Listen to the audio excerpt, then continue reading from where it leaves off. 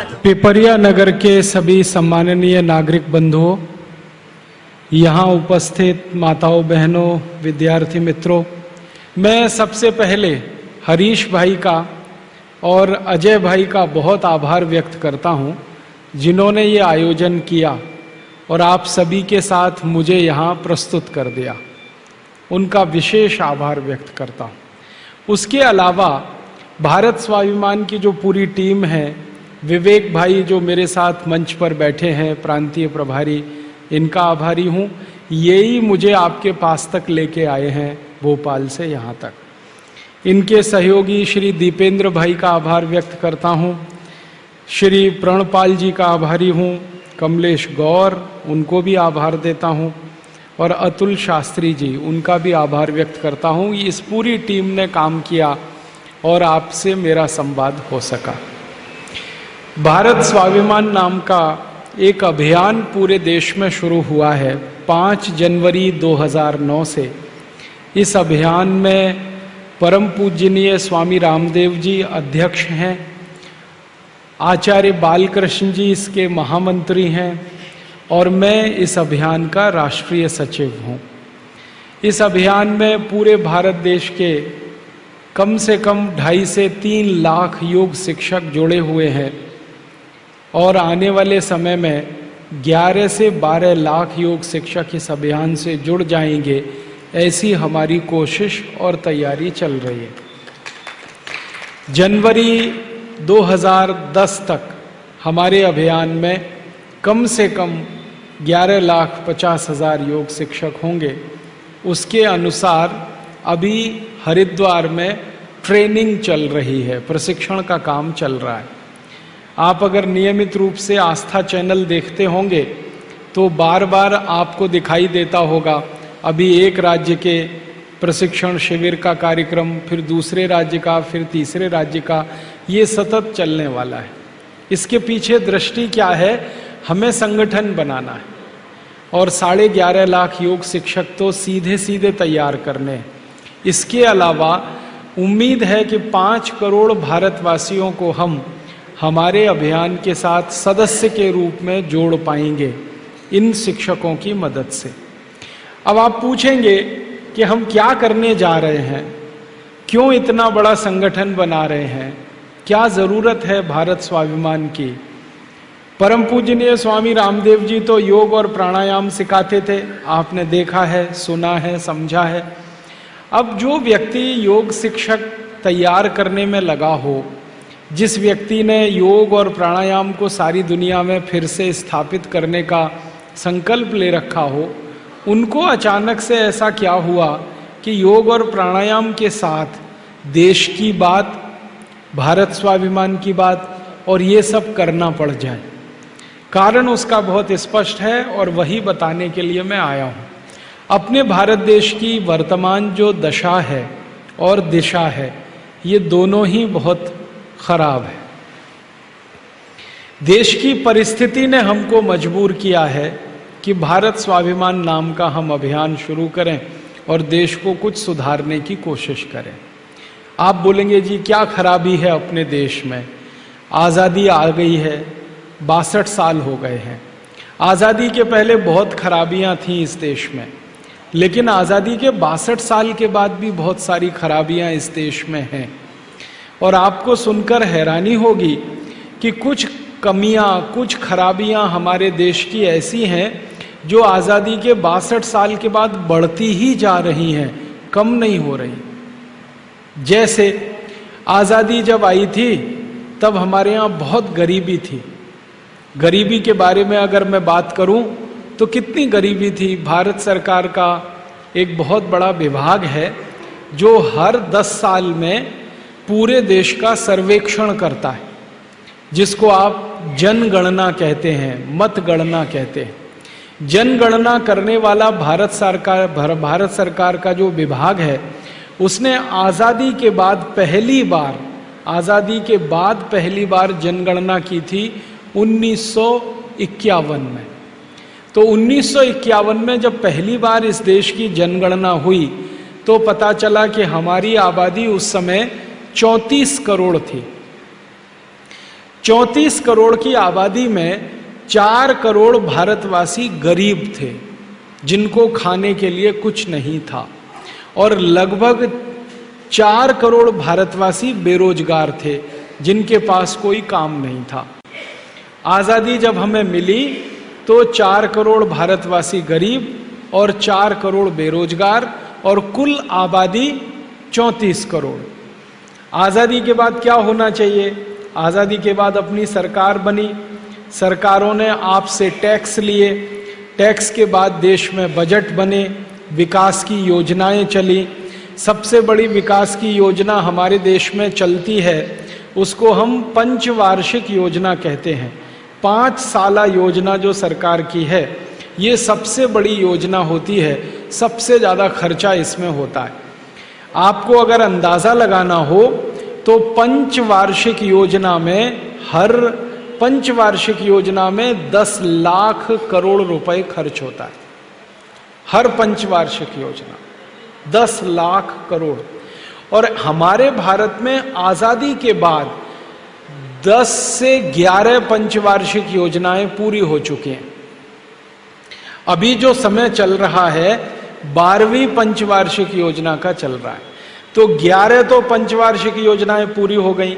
एक पंचवार्षिक योजना में लगभग 10 लाख करोड़ का खर्चा होता है, तो 11 पंचवार्षिक योजनाओं में 110 लाख करोड़ रुपए खर्च हो चुका है। 110 लाख करोड़। और पंचवार्षिक योजनाओं का जब आप ध्यान करेंगे, पढ़ेंगे, अध्ययन करेंगे, तो पता चलता है कि सभी पंचवार्षिक योजनाओं में सबसे ज्यादा जोर है गरीबी हटाओ, गरीबी खत्म करो इस देश में से। और जो भी सरकार हमारे देश में आती है, पंचवार्षिक 5 साल की योजना बनाती है विकास के लिए, वो एक काम है, और हर साल बजट बनाती है, वो दूसरा काम। आप देखते हैं ना, हर साल बजट आता है भारत सरकार का फरवरी के महीने में, तो बजट का खर्चा साल का होता है, वो अलग है, पंचवार्षिक योजनाओं का अलग है। अगर ये दोनों खर्चे मैं मिला दूं तो अब तक 200 लाख करोड़ रुपए से ज्यादा खर्च हो चुके हैं। 200 लाख करोड़ रुपए की रकम का अंदाजा है आपको ये कितनी बड़ी रकम है? 200 लाख करोड़। इस रकम को आप कैलकुलेटर में नहीं लिख सकते, कैलकुलेटर फेल हो जाएगा। कारण क्या है? 200 लाख करोड़ लिखने के लिए 16 अंक लगते हैं और कैलकुलेटर में सिर्फ 12 अंक आते हैं। इतनी बड़ी रकम हमने खर्च कर दी, लेकिन गरीबी दूर नहीं हुई, बेरोजगारी दूर नहीं हुई, भूखमरी हमारे देश की खत्म नहीं हुई। क्या हो गया? हमारे गांव में पानी की व्यवस्था नहीं हो पाई। आजादी के 62 साल के बाद भी इस देश में लगभग 6,38,365 गांव हैं, जिनमें से 4 लाख गांव में पीने के पानी की व्यवस्था नहीं है। करीब 2 से 2.5 लाख गांव में चलने के लिए सड़क नहीं है। लगभग 3 लाख गांव में कोई चिकित्सा केंद्र नहीं है, कोई हॉस्पिटल नहीं है, कोई डॉक्टर नहीं है। आधे से ज़्यादा गांव में स्कूल नहीं है, और जहां स्कूल हैं ऐसे 90% स्कूलों में पेशाब करने की जगह नहीं है। अगर बच्चों को पेशाब आ जाए तो स्कूल में मूत्रालय की व्यवस्था नहीं है। ऐसे 90% स्कूल हैं इस देश में। जिन स्कूलों में पेशाब घर नहीं होगा, वहां टॉयलेट की कल्पना तो हम कर ही नहीं सकते। हमारे देश की आजादी के 50 साल के बाद भी 50% भारतवासी हैं जिनको लिखना पढ़ना नहीं आता, निरक्षर हैं। 70 करोड़ से ज्यादा भारतवासी हैं जिनके इलाज पर खर्च करने के लिए सरकार के पास 1 रुपया भी नहीं है। क्या हुआ है हमारे देश को? लाखों करोड़ों रुपए के हमने बजट बनाए, लाखों करोड़ों रुपए की हमने योजनाएं शुरू की इस देश में, और हर साल ये बजट बनता है, हर साल योजनाएं चलती हैं, गरीबी इस देश में कम नहीं होती। गरीबी के बारे में मैं आपको बताऊं, 1951 में 4 करोड़ गरीब थे, अब 2009 में 84 करोड़ गरीब है। अगर गणित का सीधा हिसाब निकालें, ये सब विद्यार्थी गणित पढ़ते हैं, 4 करोड़ गरीब थे, अब 84 करोड़ गरीब हो गए, तो गरीब कितने बढ़ गए? 80 करोड़। और अगर गुने में पूछूं मैं, कितने गुने बढ़ गए? 21 गुने बढ़े कि नहीं? 4 करोड़ से 84 करोड़, 21 गुने ज्यादा गरीब हो गए और 80 करोड़ ज्यादा गरीब हो गए। क्या हो गया? हमने तो गरीबी खत्म करने के लिए लाखों करोड़ों खर्च किए हैं, गरीबी तो बढ़ती जाती है। बेरोजगारों की बात करें, 1951 में इस देश में 4 करोड़ बेरोजगार थे, अब 2009 में 60 करोड़ हैं। तो बेरोजगारों की संख्या 56 करोड़ बढ़ गई। और अगर गुने में बात करें तो 15 गुने ज्यादा बेरोजगार हो गए लोग। तब आपके मन में यह आएगा कि गरीबी बढ़ गई, बेकारी बढ़ गई, भूखमरी बढ़ गई, तो ये शायद इसलिए होगा कि आबादी बढ़ गई इस देश की, जनसंख्या बढ़ गई इस देश की। तो जरा हम पता करें कितनी जनसंख्या बढ़ गई। जब 1951 में हमने जनसंख्या का पहली बार सर्वेक्षण कराया तो पता चला हमारी आबादी 34 करोड़ थी, अब हमारी आबादी है 115 करोड़। तो 34 करोड़ से 78 करोड़ हो जाए तो आबादी 1 गुनी बढ़ी, और 78 करोड़ में और 34 करोड़ जोड़ दो तो आबादी 2 गुनी बढ़ी, और जोड़ दो तो 3 गुनी से ज्यादा तो आबादी नहीं बढ़ी ना। तो आबादी बढ़ी 3 गुनी, तो गरीबी 21 गुनी क्यों बढ़नी चाहिए? आबादी जितनी बढ़ रही है गरीबी इतनी बढ़नी चाहिए। आबादी 3 गुनी बढ़ी तो गरीबी 3 गुनी बढ़नी चाहिए। तो 4 करोड़ गरीब थे तो 12 करोड़ हो जाने चाहिए, 84 करोड़ कैसे हो गए? और जैसे बेरोजगारी की बात हम करें तो बेरोजगार 4 करोड़ थे, 3 गुने बढ़कर 12 करोड़ हो जाने चाहिए, बेरोजगार 60 करोड़ कैसे हो गए? ये गंभीर प्रश्न है। इसका मतलब ये है कि आजादी के 62 साल के बाद इस देश में जो कुछ हुआ है उसने ना तो गरीबी मिटाई, ना बेरोजगारी मिटाई, ना भूखमरी मिटी इस देश की। आज भी इस देश में 50% बच्चे मां के पेट से जन्म लेने के बाद तीसरे महीने में मर जाते हैं, क्योंकि माता उनको दूध पिलाने की स्थिति में नहीं होती, क्योंकि मां के शरीर में दूध नहीं बनता, क्योंकि मां को खाने के लिए खुराक नहीं मिलती। ऐसी स्थिति 50% बच्चे अभी भी इस देश में जन्म के तीसरे महीने में मर जाते। तो क्या हो गया हमारे देश को? ये गंभीर प्रश्न। हम अक्सर आपस में चर्चाएं करते हैं, गांव-गांव जाने के लिए सड़क नहीं है, बिजली नहीं है, पानी नहीं है, हॉस्पिटल नहीं है, कोई छोटी से छोटी सुविधाएं भी हम हमारे गांव को क्यों नहीं दे पा रहे हैं? ये गंभीर प्रश्न है। इसी गंभीर प्रश्न का जब अध्ययन करने और समाधान खोजने की हम लोगों ने कोशिश की तो पता चला कि भारत में आजादी के 62 साल में सरकार ने पैसे तो बहुत इकट्ठे किए, आपसे टैक्स लेकर, मुझसे टैक्स लेकर, पैसे इकट्ठा करने में कोई कमी नहीं छोड़ी सरकार। हर साल आपसे टैक्स लेती है सरकार। यहां कुछ उद्योगपति बैठे होंगे, व्यापारी बैठे होंगे, सरकार आपसे इनकम टैक्स ले लेती है, सरकार आपसे कॉरपोरेट टैक्स ले लेती है, एक्साइज ड्यूटी ले लेती है, वैल्यू एडेड टैक्स के रूप में पैसा ले लेती है, रोड टैक्स ले लेती है, टोल टैक्स ले लेती है, हाउस टैक्स ले लेती है। 64 तरह के टैक्स सरकार आपसे ले लेती है, उसमें कभी कमी नहीं छोड़ती सरकार। कभी ऐसा हुआ कि सरकार ने आपको बोला कि इस साल टैक्स माफ छोड़ दो, नहीं देना, एक साल टैक्स नहीं लेंगे। कभी सूखा पड़ गया हो, किसानों के खेत में अन्न नहीं उपजा हो, तो सरकार कह देती है चलो किसानों का कर्ज माफ। ऐसे ही कभी ऐसा हुआ है व्यापारियों का टैक्स माफ, उद्योगपतियों का टैक्स माफ, नागरिकों का टैक्स माफ, नहीं लेंगे इस साल क्योंकि आप बहुत कष्ट में हैं, तकलीफ में हैं, इस साल टैक्स छोड़ देंगे। कभी नहीं छोड़ते टैक्स लेना।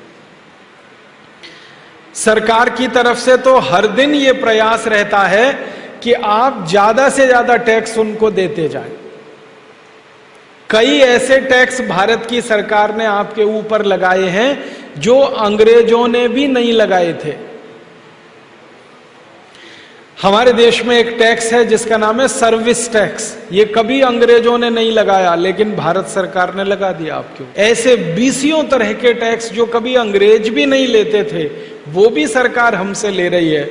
और टैक्स के रूप में हर साल हम उनको 6.25 लाख करोड़ रुपए देते हैं सरकार को। हर साल 6.25 लाख करोड़। 62 साल का हिसाब जोड़ें तो सैकड़ों लाख करोड़ रुपए हमने टैक्स में दे दिया।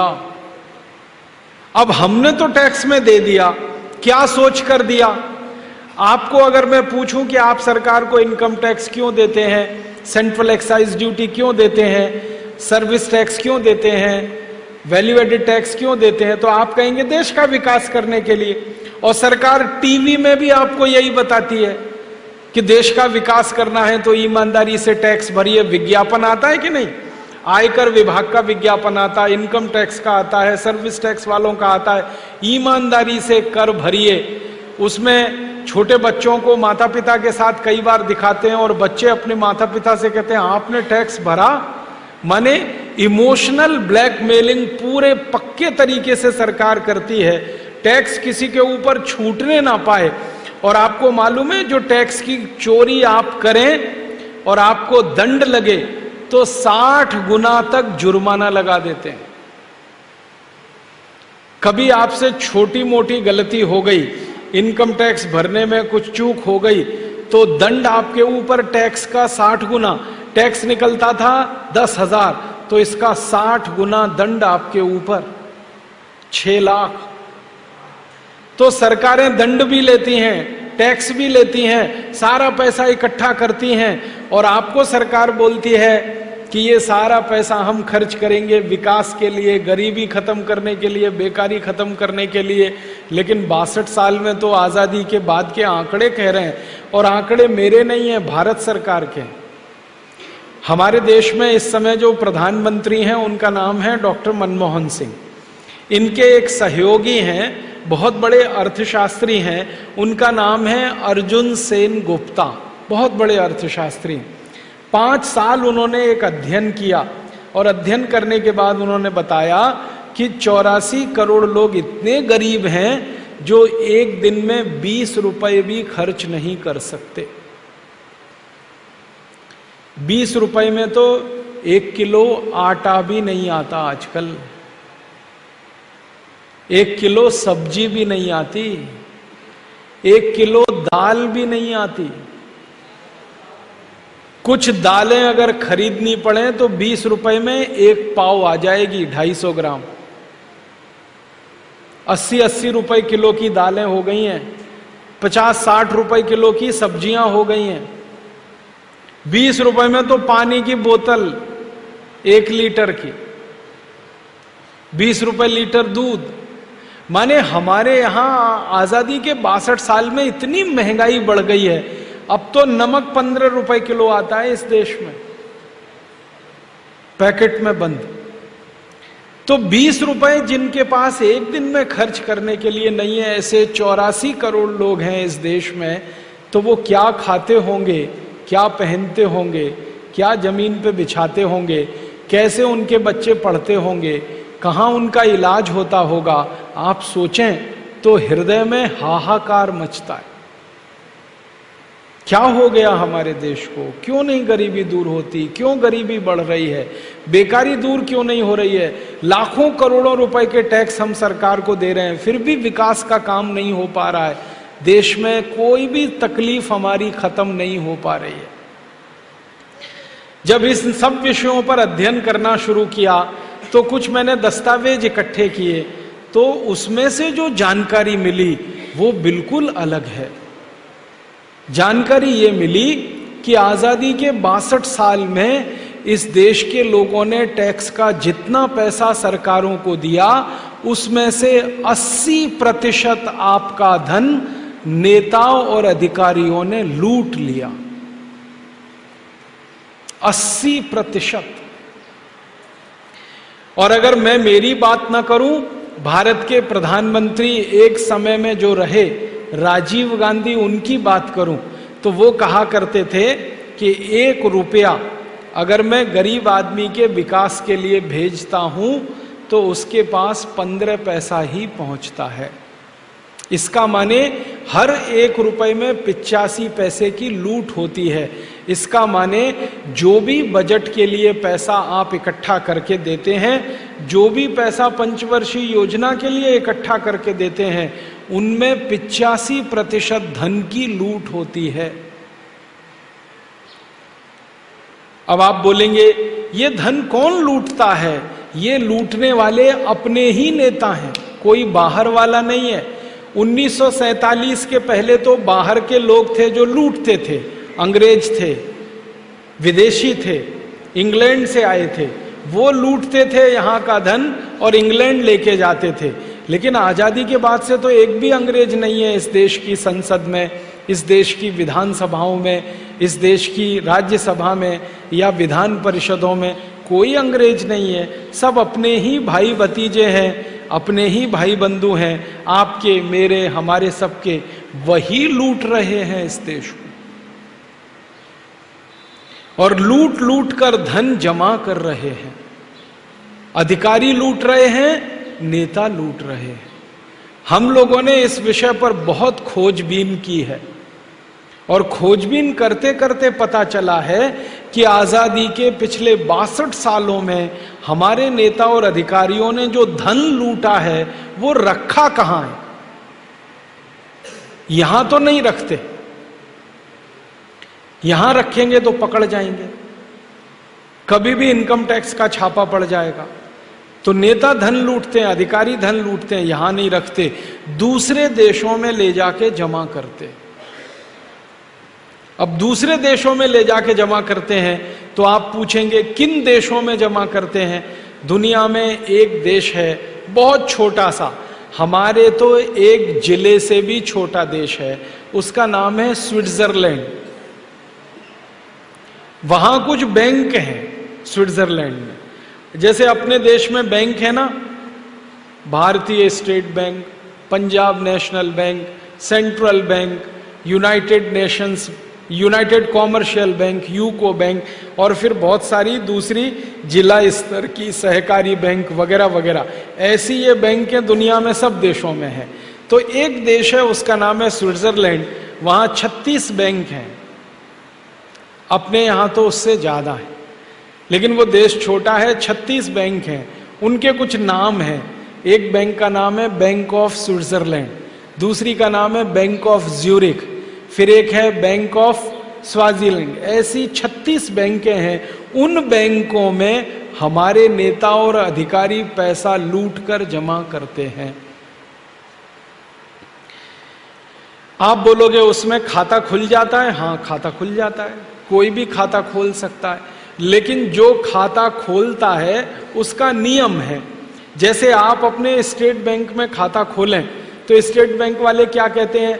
कम से कम 500 रुपए जमा करो, कहते हैं ना, तभी खाता खुलेगा। स्विट्जरलैंड के बैंकों में नियम है कम से कम $10 करोड़ जमा करो तब खाता खुलेगा, कम से कम $10 करोड़। तो इसका मतलब तो पक्का है कि स्विट्जरलैंड की बैंकों में खाता खोला है अगर किसी ने, तो कम से कम $10 करोड़ तो है उसके पास, और $1 में 50 रुपया होता है तो 10 करोड़ डॉलर का मतलब हो गया 500 करोड़ रुपया। माने 500 करोड़ रुपए से कम अगर किसी के पास है तो वो तो खाता ही नहीं खोल सकता। अब स्विट्जरलैंड की बैंकों में ऐसे 80,000 खाते खुले हुए हैं। 80,000 किसके हैं? भारत के नेताओं के और अधिकारियों के। आप बोलेंगे जी इनके नाम बता दो, बताने वाले हैं हम, थोड़े दिन इंतजार करो। हमने पूरी खोजबीन कर ली, एक एक का नाम पता किया है, एक एक का। आप बोलेंगे कैसे पता किया? वो जो बैंक वाले हैं ना, जो खाता खुलवाते हैं, वो बताते नहीं, वो गुप्त रखते, कोई जानकारी वो देते नहीं। तो फिर हमने कैसे पता किया? वो तो बताते नहीं किसी को, तो हमने कैसे पता किया? हमने ऐसे पता किया कि दिल्ली के हवाई अड्डे से, बंबई के हवाई अड्डे से, मद्रास के हवाई अड्डे से, कलकत्ता के हवाई अड्डे से, बड़े बड़े हवाई अड्डों से कौन कौन स्विट्जरलैंड जाता है इसका पता करो। तो उसकी पूरी सूची निकाली हवाई अड्डों से। हवाई अड्डों से पता चला, लाखों लोगों की सूची निकल आई। फिर उसमें से हमने छांटना शुरू किया कि इसमें यह पता करो कि हर महीने कौन कौन जाता है, हर महीने कौन जाता है, 15 दिन में कौन जाता है, 20 दिन में कौन जाता है, 25 दिन में कौन जाता है, पता करो। क्योंकि घूमने वाला आदमी स्विट्जरलैंड जाएगा। कोई कहता जी मैं तो घूमने गया था, ठीक है भाई, तुम घूमने गए थे तो साल में कितनी बार घूमने कोई जाएगा? एक बार, बहुत जाएगा 2 बार। ज्यादा लोग जो घूमने जाते हैं वो मुझे कहते हैं कि राजीव भाई एक बार स्विट्जरलैंड चले जाओ तो दोबारा जाने का दिल नहीं होता। क्यों? कुछ है ही नहीं वहां, कुछ ऐसा खास नहीं है। वो कहते हैं स्विट्जरलैंड से सुंदर तो अपना पंचमढ़ी है, स्विट्जरलैंड से सुंदर तो अपना शिमला है, स्विट्जरलैंड से सुंदर तो जम्मू कश्मीर है, स्विट्जरलैंड से सुंदर तो उत्तराखंड है। हिंदुस्तान में ऐसी 100 से ज्यादा जगह हैं जो स्विट्जरलैंड से ज्यादा सुंदर हैं। जो आदमी ने वो देखी नहीं है उनको स्विट्जरलैंड स्वर्ग लगता है, लेकिन जब इन जगहों को कोई देख लेता है वो कहता है स्विट्जरलैंड में तो कुछ नहीं है, हमारे यहाँ तो उससे ज्यादा है। तो इसलिए जो घूमने जाता है वो एक बार के बाद दोबारा नहीं जाता, लेकिन जो बार बार जाता है, हर महीने में 2 बार, 3 बार, 4 बार, कुछ तो ऐसे महान हैं हर हफ्ते जाते हैं। उनकी सूची जब हमने निकाली तो उसमें 80,000 नाम निकल आए। और फिर हमने जब उनकी खोज करना शुरू किया कि ये नाम का आदमी हिंदुस्तान में क्या काम करता है, तो पता चला नेतागिरी करता है।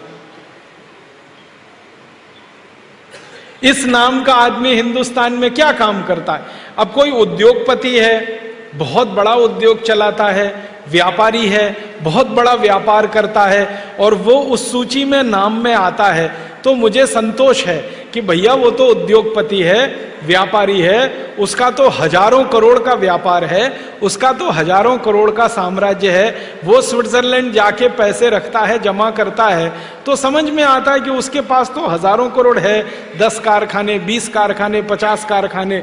लेकिन जो शुद्ध नेतागिरी करता है उसका नाम उस लिस्ट में जो देखता हूं मैं तो खटकता है वो कि इसकी तो चाय की दुकान भी नहीं है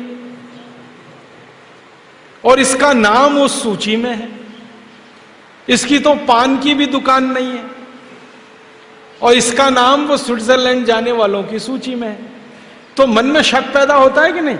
जिस आदमी ने जिंदगी में चाय की दुकान नहीं खोली, जिसने पान की दुकान नहीं खोली, जिसने कभी जिंदगी में किराने और परचून की दुकान भी नहीं खोली, जिसने कभी व्यापार नहीं किया, कोई उद्योग नहीं चलाया, उसका नाम जब स्विट्जरलैंड जाने वालों की सूची में आता है और हजारों करोड़ रुपए उनका वहां पड़ा हुआ है, तो पक्की बात है कि उन्होंने कहीं से लूटा है वो पैसा।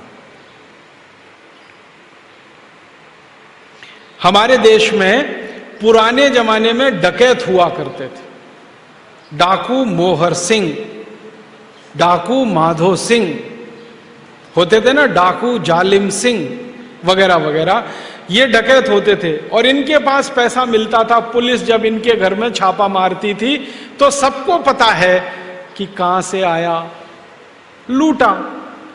कभी एक गांव में जाके लूटा, कभी 2 गांवों में, कभी 3 गांवों में, कभी 1 परिवार, कभी 2 परिवार, कभी 5 परिवार। तो हमें संतोष है कि भाई डाकू मोहर सिंह के पास पैसे कहां से आए, कहीं लूटा उसने। डाकू माधो सिंह के पास पैसे कहां से आए, कहीं से लूटा। अब पता चला है कि नए नए डाकू मोहर सिंह और माधो सिंह इस देश में पैदा हो गए, जिनके घर में चाय की भी दुकान नहीं है, पान की भी दुकान नहीं है और उनके पास सैकड़ों करोड़ रुपए की संपत्ति है। मैं बिना नाम लिए कहता हूं, महाराष्ट्र में ऐसा ही एक डाकू है, हम सब उसे नेता कहते हैं और वो मंत्री है, केंद्र सरकार में मंत्री है। उसने बंबई से पूना के बीच की सारी जमीन खरीद रखी। बंबई से पूना के बीच की सारी जमीन, लाखों हेक्टेयर की जमीन एक डाकू ने खरीद रखी। आप सोचो, ऐसे ऐसे 80,000 हैं। मैं तो एक की बात कर रहा हूं, 80,000 जिन्होंने लूट लूट के इस देश का पैसा स्विस बैंकों में जमा कर रखा है। तो मैं तो आपसे यही कहने आया, डाकू मोहर सिंह मरा नहीं है, डाकू माधो सिंह मरा नहीं है, डाकू जालिम सिंह मरा नहीं है, उन्हीं की आत्मा हमारे नेताओं में प्रवेश कर गई।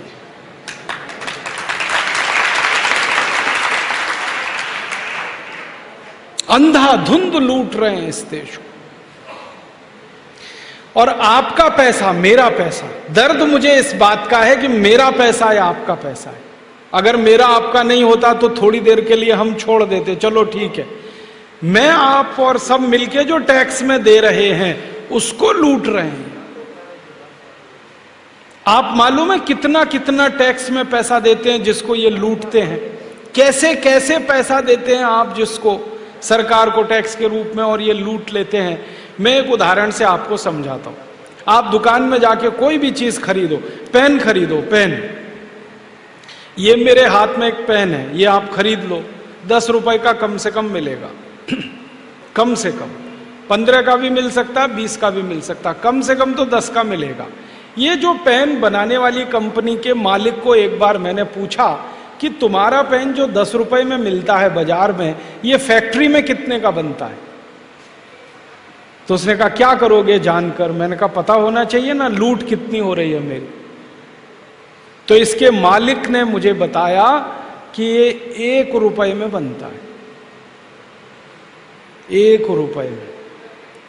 फिर मैंने कहा पूरा पेन? उसने कहा हाँ पूरा पेन 1 रुपए में बनता है। फिर मैंने कहा इसके अंदर की जो रिफिल है? तो उसने कहा वो 50 पैसे में। तो माने ये पेन 1.5 रुपए का है। अब 1.5 रुपए का पेन आपको 10 रुपए में क्यों मिलना चाहिए? तो सरकार ये कहती है हमने इस पे टैक्स लगाया है। तो टैक्स कितना लगा दिया? 8.5 रुपए। अब आपकी जेब से सरकार ने 8.5 रुपए निकाल लिए अगर आपने एक पेन खरीदा तो। 2 खरीदे तो 17 रुपए निकाल लिए, 3 खरीदे, फिर 4 खरीदे और करोड़ों खरीदे तो करोड़ों रुपए निकाल लिए। तो पेन बेचा उन्होंने, दुकानदार ने ले लिया, सरकार ने उसमें से टैक्स। पेन के अलावा आप कुछ भी खरीदो, घड़ी खरीदो, घड़ी, मेरे हाथ में घड़ी है। ये घड़ी बनाने वाली कंपनी के मालिक जो मैनेजर हैं उनको एक बार मैंने पूछा बनती कितने की है?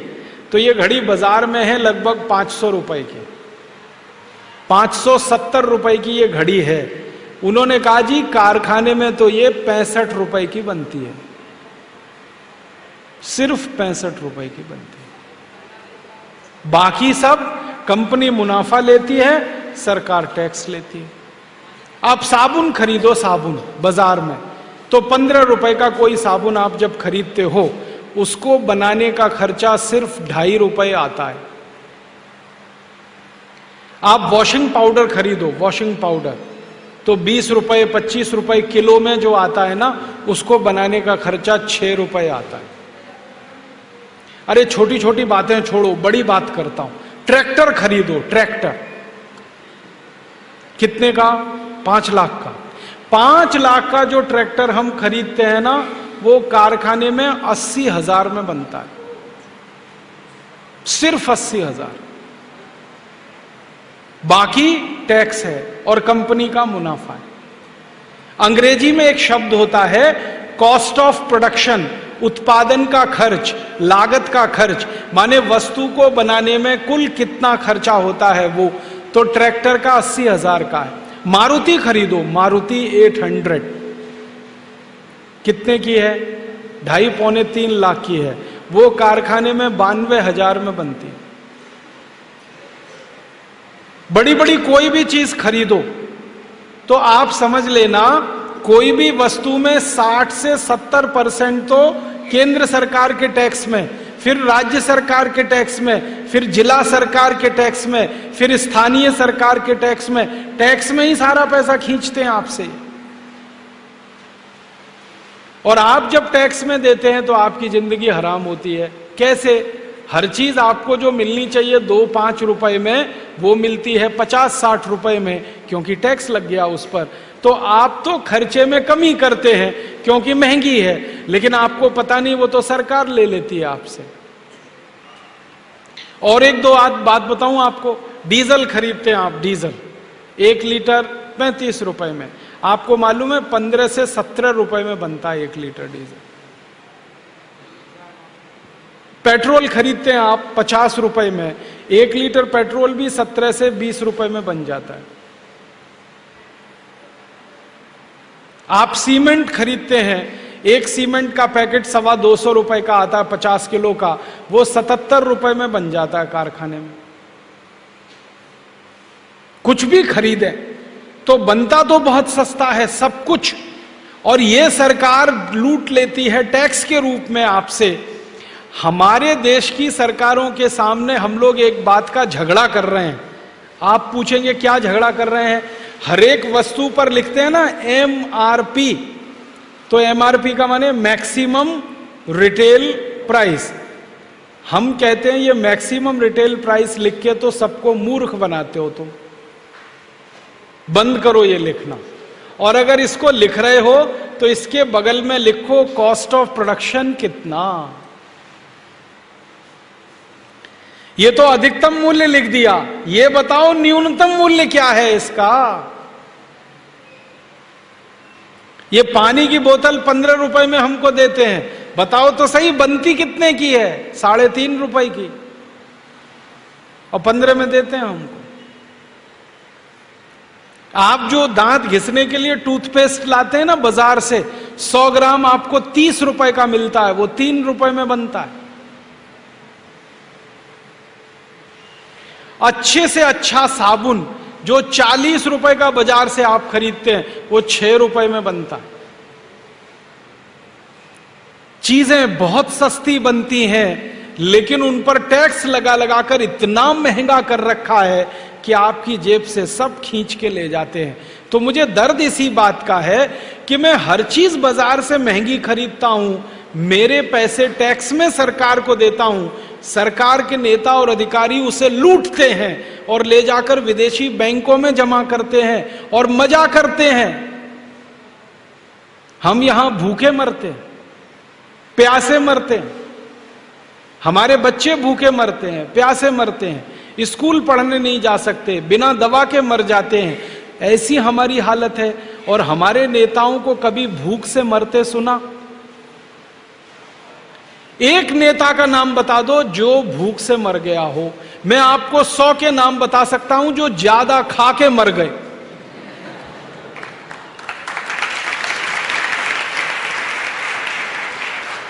इसी मध्य प्रदेश के 100 नेताओं के नाम गिना सकता हूं जो ज्यादा खा के मर गए।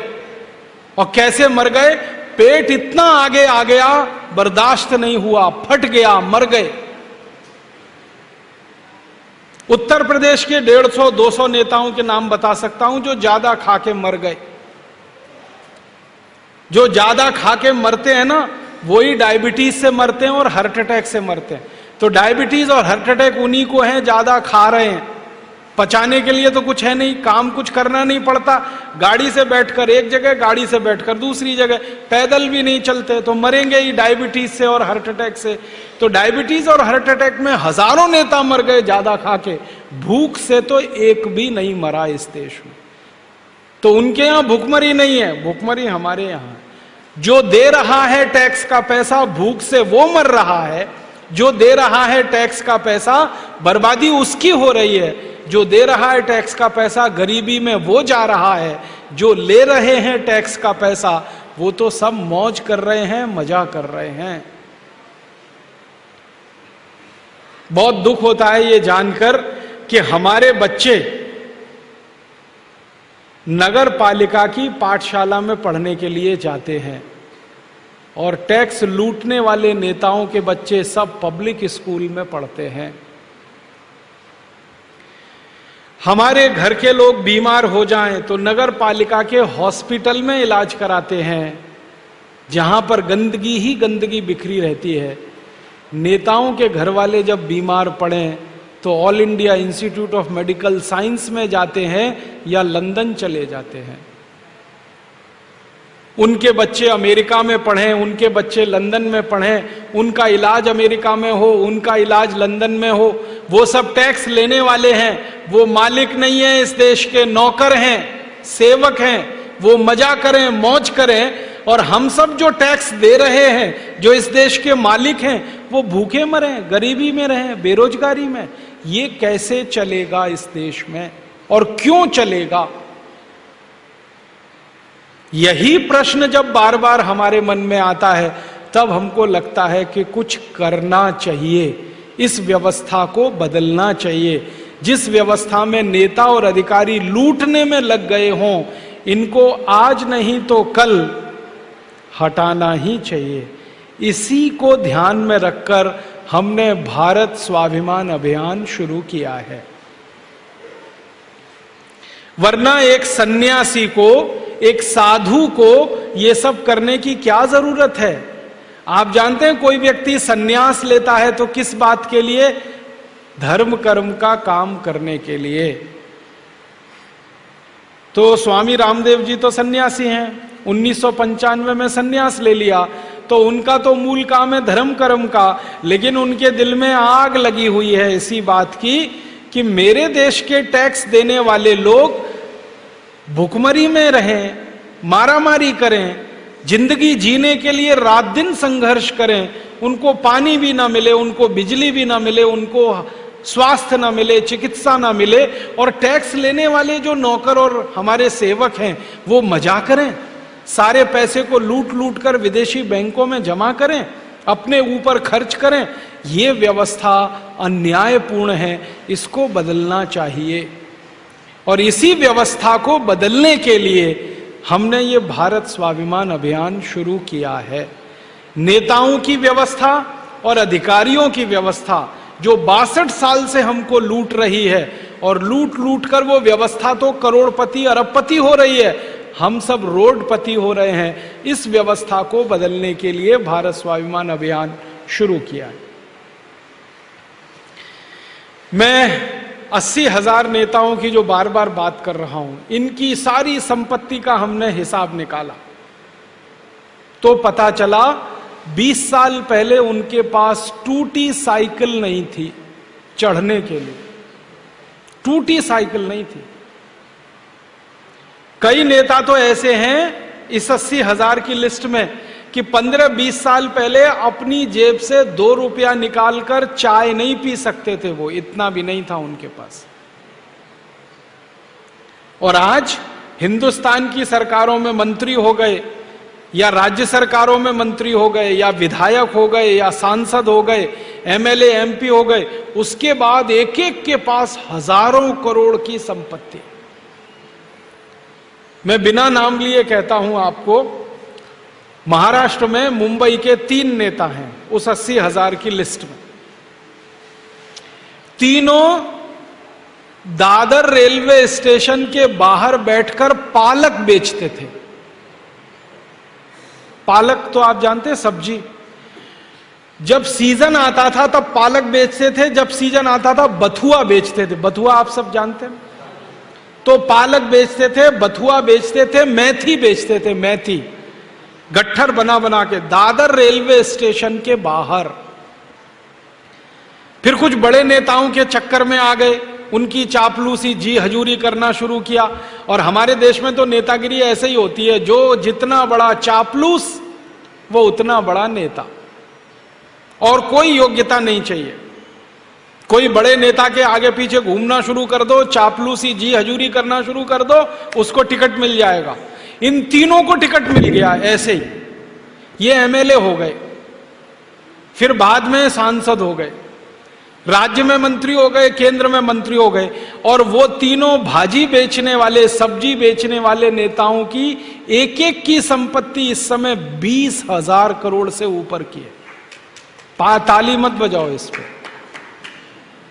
एक एक की संपत्ति 20,000 करोड़ की। कहां से लाए भाई? तो जब भी मैं उनसे मिला और एक ही सवाल मैंने पूछा कि भाई 20 साल पहले तो आप वहां दादर में बैठ के भाजी बेचते थे। हाँ बेचते थे। अब 20,000 करोड़ कहां से आ गया? भाजी बेचने वाला 20,000 करोड़ 20 साल में कमा लेता है? तो कहते हैं जी ईश्वर ने दे दिया। उस ईश्वर को और बदनाम करते हैं, ईश्वर ने दे दिया। तो ईश्वर ने उनको ही दिया, आपको नहीं दिया, मुझे नहीं दिया, इतने लोगों को नहीं दिया, उन्हीं को दिया। और एक की कहानी सुनाता हूं। दो नेता 80,000 की लिस्ट में हैं। नासिक में एक सिनेमा घर है, वहां टिकट ब्लैक करते थे 15 साल पहले। सिनेमा घर के बाहर खड़े होके टिकट ब्लैक करते थे। और आज उन दोनों की संपत्ति 12 से 13,000 करोड़ की। तो कोई सब्जी बेचता था, कोई टिकट ब्लैक करता था, खाने को नहीं था, चाय पीने को पैसे नहीं थे, चलाने को साइकिल जिनके घर में नहीं थी, बाप दादों ने जिनके लिए कोई संपत्ति कभी नहीं छोड़ी, आज हजारों हजारों करोड़ की संपत्ति के मालिक हो गए। कहां से हुआ? लूट कर उन्होंने ये पैसा जमा किया। लूटा कहां से? आपका पैसा, मेरा पैसा जो खजाने में जमा होता है टैक्स का, उसमें से लूटा। और कितना लूटा? जो कुल हमने जमा किया उसका कम से कम 85%। तो अब हिसाब समझ में आता है। 62 साल आजादी के हमने लाखों करोड़ों का जो टैक्स दिया, उसका 85% लूट लिया इन नेता और अधिकारियों ने और जमा। मैं आपको एक अधिकारी की बात और सुना देता हूं। नेताओं का तो हो गया। मैं उत्तर प्रदेश में मेरा जन्म हुआ। अभी थोड़े दिन पहले उत्तर प्रदेश के एक अधिकारी को जेल हुई है। उसका तो नाम बता देता हूं, कोई हरकत नहीं, क्योंकि अब तो वो जेल चला गया और अदालत ने भी कह दिया कि इसके नाम के साथ अब कोई दिक्कत नहीं है बताने में। उसका नाम है अखंड प्रताप सिंह। नाम बड़ा दुरुस्त है, अखंड प्रताप सिंह।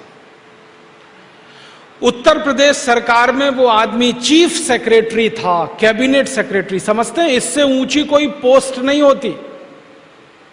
आईएएस अधिकारी होते हैं ना, सबसे ऊंचे माने जाते हैं। आईएएस अधिकारी की आखिरी पोस्ट यही होती है, कैबिनेट सेक्रेटरी या चीफ सेक्रेटरी। अखंड प्रताप सिंह इस पोस्ट पर रहा। तो उसके घर में इनकम टैक्स वालों की और सीबीआई के जब छापे पड़े तो 400 करोड़ रुपए की संपत्ति निकली। 400 करोड़। जिंदगी में 40 साल उसने नौकरी की। नौकरी में उसकी जो सबसे अधिकतम तनख्वाह होती है वो मैंने 40 साल की जोड़ दी, तो वो 90 लाख बैठती है। और घर में निकला 400 करोड़। और 90 लाख की जो तनख्वाह 40 साल में बैठती है, उसमें खर्चा भी हुआ होगा, खाने में, पीने में, बच्चों की शिक्षा में, हॉस्पिटलाइजेशन में। तो खर्चा मान लो उसका आधा हो गया हो तो 45 लाख निकलना चाहिए। निकला 400 करोड़। जब वो पकड़ा गया, जेल हुई, अभी वो जेल में है, तो आईएएस अधिकारियों की एसोसिएशन ने महाभ्रष्ट अधिकारी का उसको खिताब दिया। महाभ्रष्ट। एक बार मैं वो आईएएस ऑफिसर्स की एसोसिएशन में चला गया तो उन्होंने कहा, राजीव भाई ये तो एक है, ऐसे तो सैकड़ों हैं जिनके नाम नहीं आए अभी आपके सामने। सैकड़ों हैं। तो अधिकारी लूटे, नेता लूटे, सारा धन इनके पास इकट्ठा होता जाए, विदेशी बैंकों में जमा करते जाएं और वो लूट बढ़ते बढ़ते उनको करोड़पति बनाए, अरबपति बनाए और हम सब रोडपति रह जाएं, ये अपने को बर्दाश्त नहीं है। इसलिए ये भारत स्वाभिमान अभियान शुरू किया। अब आप बोलेंगे हम क्या करना चाहते हैं? इस भारत स्वाभिमान अभियान की मदद से सबसे पहला काम जो हम करना चाहते हैं इस देश में, वो इस लूटखोरी को बंद करना चाहते हैं। आप बोलेंगे जी ये कैसे बंद हो सकती है ये लूटखोरी? इसके लिए पूरे देश के लोगों को हम तैयार कर रहे हैं मानसिक रूप से। परम पूजनीय स्वामी जी भाषण दे रहे हैं, मैं भी देता हूं आस्था चैनल पे, गांव गांव जाता हूं, स्वामी जी भी घूमते हैं, सबको मानसिक रूप से तैयार कर रहे हैं कि इस लूटखोरी की व्यवस्था को बंद कराना है। तो ये कैसे बंद होगी? इसके 2-3 रास्ते हैं। पहला रास्ता ये है कि इस देश में 1 लाख से ज्यादा कानून है। आपको मालूम है 1 लाख, उससे भी ज्यादा कानून है इस देश में। पुलिस का कानून जिसको आप कहते हैं ना इंडियन पुलिस एक्ट, आईएएस अधिकारियों का कानून जिसको इंडियन सिविल सर्विसेज एक्ट कहते हैं, भारतीय दंड संहिता जिसको आईपीसी कहते हैं, civil procedure code, criminal procedure code, ऐसे 1 लाख से ज्यादा कानून है। इनमें से 34,735 कानून अंग्रेजों के बनाए हुए हैं, बाद में आजादी के काले अंग्रेजों के बनाए हुए हैं। कुछ काले अंग्रेज कौन है? यही हरामखोर लोग जो लूट रहे हैं देश को, इनको हम काला अंग्रेज कहते हैं। तो इन्होंने 1 लाख कानून बना रखे हैं। हमारा यह कहना है एक कानून और बनाओ। 1 लाख तो तुमने बनाए, अब एक कानून हम बनवाना चाहते हैं इस देश में। क्यों? हम इस देश के नागरिक हैं, इस देश के टैक्स पेयर हैं, इस देश के मालिक हैं। हम इस देश में जो चाहेंगे वो होगा, क्योंकि प्रजातंत्र है। तो हम चाहते हैं एक कानून और बनाओ, और वो कानून ये कि लूटखोरी की इस व्यवस्था में जो भी शामिल है उसको सीधे फांसी की सजा हो जाए।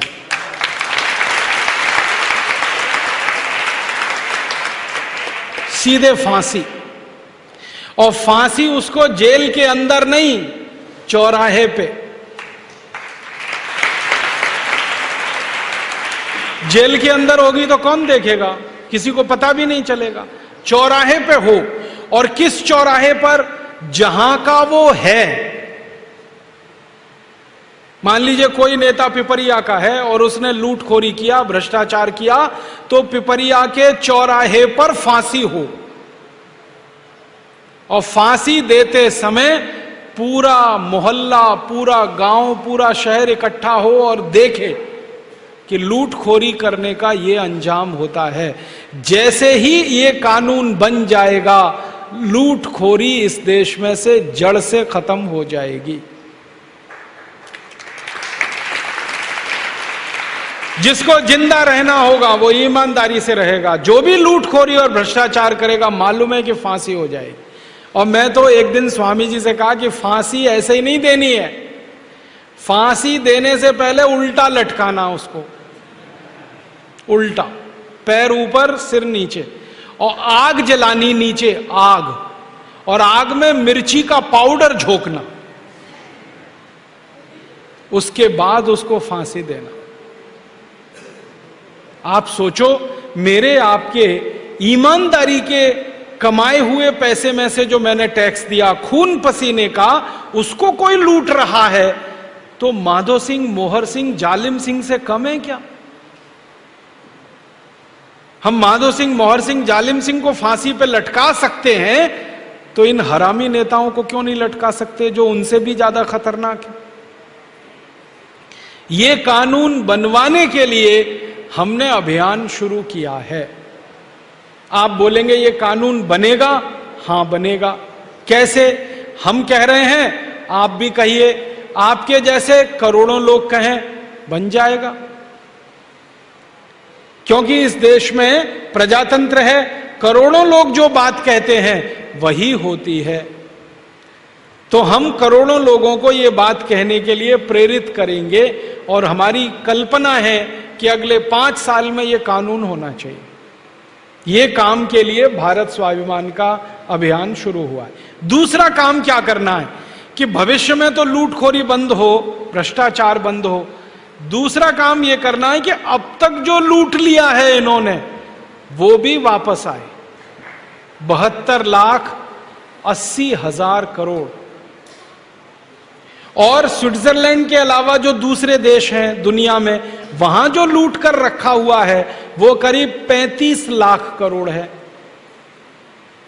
दोनों मिला दें तो लगभग 110 लाख करोड़ रुपया हमारा लूटकर इन नेता और अधिकारियों ने विदेशी बैंकों में रखा हुआ है। तो हम चाहते हैं दूसरा कानून यह बने इस देश में कि 62 साल आजादी के बाद जितना पैसा भारत से लूटकर बाहर के बैंकों में जमा किया गया वो वापस भारत में आए।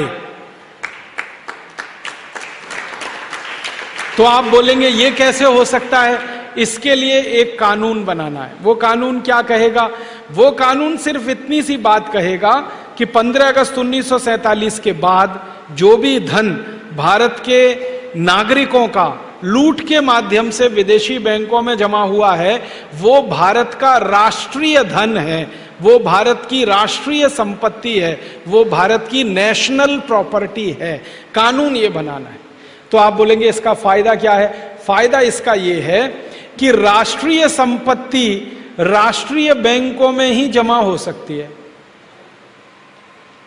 अगर किसी धन को हम ये कहें कि ये हमारा राष्ट्रीय धन है तो वो या तो रिजर्व बैंक ऑफ इंडिया में जमा हो सकता है, या स्टेट बैंक ऑफ इंडिया में हो सकता है, या पंजाब नेशनल बैंक में हो सकता है, भारत के ही बैंकों में जमा हो सकता है। कानून ये है कि राष्ट्रीय धन राष्ट्रीय बैंकों में जमा होता है। हम चाहते हैं कि कानून ये बन जाए कि विदेशी बैंकों में जो जमा है वो राष्ट्रीय धन है, तो चुपचाप वहां से निकल के सब भारत की बैंकों में आके जमा हो जाएगा। आप पूछेंगे क्या वो देंगे जिन बैंकों में ये जमा है? हां वो देंगे, क्योंकि उनके बाप का धन नहीं है, हमारा है। वो देंगे। कैसे देंगे? उनके खिलाफ हमको मुकदमेबाजी करनी पड़ेगी। आप बोलेंगे कौन मुकदमा सुनेगा, कहां मुकदमा होगा? एक अंतरराष्ट्रीय अदालत होती है। जैसे अपने यहां सुप्रीम कोर्ट है ना, ऐसे ही दुनिया का एक सुप्रीम कोर्ट है, उसका नाम है अंतरराष्ट्रीय न्यायालय। कहां पर है? एक छोटा सा शहर है, उसका नाम है हेग। और ये हेग कहां पर है? नीदरलैंड नाम के देश में। वहां एक अंतरराष्ट्रीय न्यायालय है, वहां हमको मुकदमा करना है। मुकदमा इस बात के लिए कि 62 साल हमारे देश के बेईमान लोगों ने जो धन जमा किया है वो इन बैंकों में है, ये हमें वापस चाहिए और ये हमारा राष्ट्रीय धन है। तो अंतरराष्ट्रीय अदालत हमारे पक्ष में फैसला देगी, क्योंकि अभी थोड़े दिन पहले ऐसा हुआ। आप बोलेंगे किसने किया, कौन था? अमेरिका नाम का एक देश है, वहां पर एक आदमी राष्ट्रपति बना है, उसका नाम है बराक ओबामा। अमेरिका के 250 साल के इतिहास में पहली बार एक काला आदमी राष्ट्रपति बना है। अमेरिका गोरे लोगों का देश है, लेकिन वहां एक काला आदमी राष्ट्रपति बन गया। कैसे हो गया? गोरे लोगों में काला आदमी राष्ट्रपति। काले लोगों के वोट अमेरिका में सिर्फ 15% हैं, गोरे लोगों के वोट 85% हैं, फिर भी गोरे लोगों ने काले आदमी को जिता दिया। कारण जानते हैं? उसने वायदा किया था अमेरिका के लोगों से। उसने वायदा किया था कि मैं अगर राष्ट्रपति जीत कर आया तो सबसे पहला कानून बनाऊंगा, अमेरिका में जो भ्रष्टाचारी नेताओं ने धन अमेरिका का लूटकर विदेशी बैंकों में रखा है, इसको वापस लाऊंगा। अमेरिका के लोगों ने जिता दिया उसको, और इतने वोटों से जिताया जो 250 साल का इतिहास टूट गया अमेरिका। वो जीत के आ गया। जीत कर आकर उसने सबसे पहला कानून यही बनाया अपने देश में। आपको मालूम है, जैसे भारत में भ्रष्टाचारी नेता हैं, अमेरिका में भी हैं। बस अंतर इतना है कि अमेरिका में भ्रष्टाचार करने वाले नेता बहुत बड़ा करते हैं, हमारे थोड़ा छोटा छोटा करते हैं। उनके यहां जब नेता लूटते हैं ना, अरबों डॉलर में लूटते, 1-1 अरब डॉलर, 2-2 अरब डॉलर, 10-10 अरब डॉलर। 1 अरब में 100 करोड़ होता है। हमारे यहाँ नेता लूटते हैं लाखों और करोड़ों में, वो अरबों में लूटते हैं। भ्रष्टाचार वहां भी है, यहां भी है, बस लूट के क्वालिटी में अंतर है, यहां कम है, वहां ज्यादा। तो उसने, ओबामा ने कहा कि मैं आऊंगा तो ये भ्रष्टाचार का धन वापस लाऊंगा। लोगों ने जिता दिया। जीतने के बाद उसने संसद में कानून बना दिया। जैसे ही कानून बना, 15 दिन के अंदर स्विट्जरलैंड की बैंकों में अमेरिका के भ्रष्टाचारी नेताओं का जितना धन था वो सब अमेरिका ने वापस ले लिया, सारा धन वापस ले लिया। थोड़े बार क्या हुआ, स्विट्जरलैंड की सरकार ने आनाकानी की, नहीं देंगे, आप क्या कर लोगे। तो उसने एक ही काम किया कि मैं क्या कर लूंगा ये बताता हूं अभी। उन्होंने कहा इराक और अफगानिस्तान 2 देशों को तबाह कर दिया है, स्विट्जरलैंड को भी कर सकता हूं। डर गए स्विट्जरलैंड वाले। और स्विट्जरलैंड के पास तो फौज नहीं है, आर्मी नहीं है। अमेरिका ने कहा एक ही मिसाइल छोड़ूंगा और ध्वस्त हो जाएगा। सोच लो, धमकी दी, दादागिरी की। स्विट्जरलैंड ने तुरंत सरेंडर कर दिया, सब पैसा उनको वापस दे दिया। मेरा ये कहना है कि अगर अमेरिका ने ये कर लिया तो हम भी कर सकते हैं। क्यों नहीं कर सकते? हम उनसे कोई कम है क्या? बराक ओबामा काला आदमी है, हम भी काले हैं। उसकी 2 आंखें अपनी भी 2 ही हैं, उसके 2 काने अपने भी 2 ही हैं। उसको जितनी अकल और बुद्धि है उतनी अपने पास भी है। क्यों नहीं कर सकते?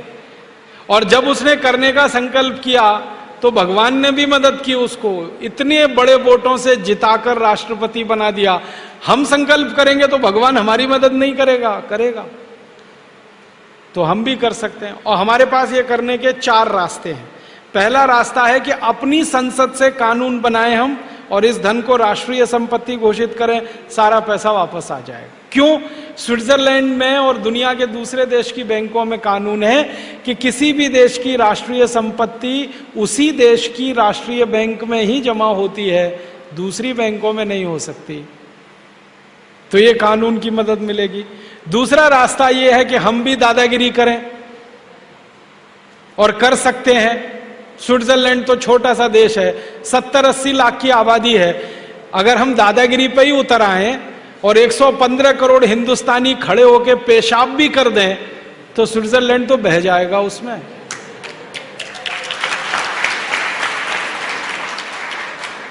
हम भी कर सकते हैं दादागिरी।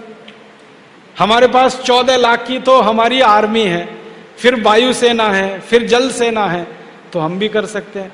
फिर आप बोलेंगे हम दादागिरी करेंगे तो वो भी कर सकते हैं। उल्टा होने वाला है। अगर हमने दादागिरी की तो दुनिया के 50 देश हमारे साथ आके दादागिरी और ज्यादा करेंगे, क्योंकि उनका पैसा भी वहां पड़ा है। तो स्विट्जरलैंड तो अकेला पड़ जाएगा। तो दादागिरी करके हम पैसा ला सकते हैं। तीसरा रास्ता अपने पास है, अंतर्राष्ट्रीय अदालत में मुकदमा कर सकते हैं और हम इसे सिद्ध कर सकते हैं कि इन नेताओं ने कैसे लूटा ये पैसा। वो फैसला हमारे पक्ष में आ सकता है। और चौथा और आखिरी रास्ता ये है, जिसको भारत सरकार ने कहा है कि हम करेंगे। हम स्विट्जरलैंड की सरकार से ही बात करें और उन्हीं को कन्विंस कर दें तो भी ये पैसा आ सकता है। ये चारों रास्ते हमको अपनाने हैं। पहला रास्ते पर अभी हमने चलना शुरू किया है।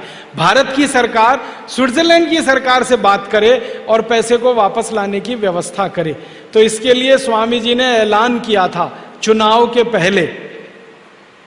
आपको याद है कि जो नेता, जो पार्टी इस काम को करेगा उसको आशीर्वाद मिलेगा। तो आपको याद है कुछ नेताओं ने घोषणा की। किस किस ने की? सबसे पहले लाल कृष्ण आडवाणी ने कहा कि अगर मेरी सरकार आएगी मैं इस पैसे को वापस लाऊंगा।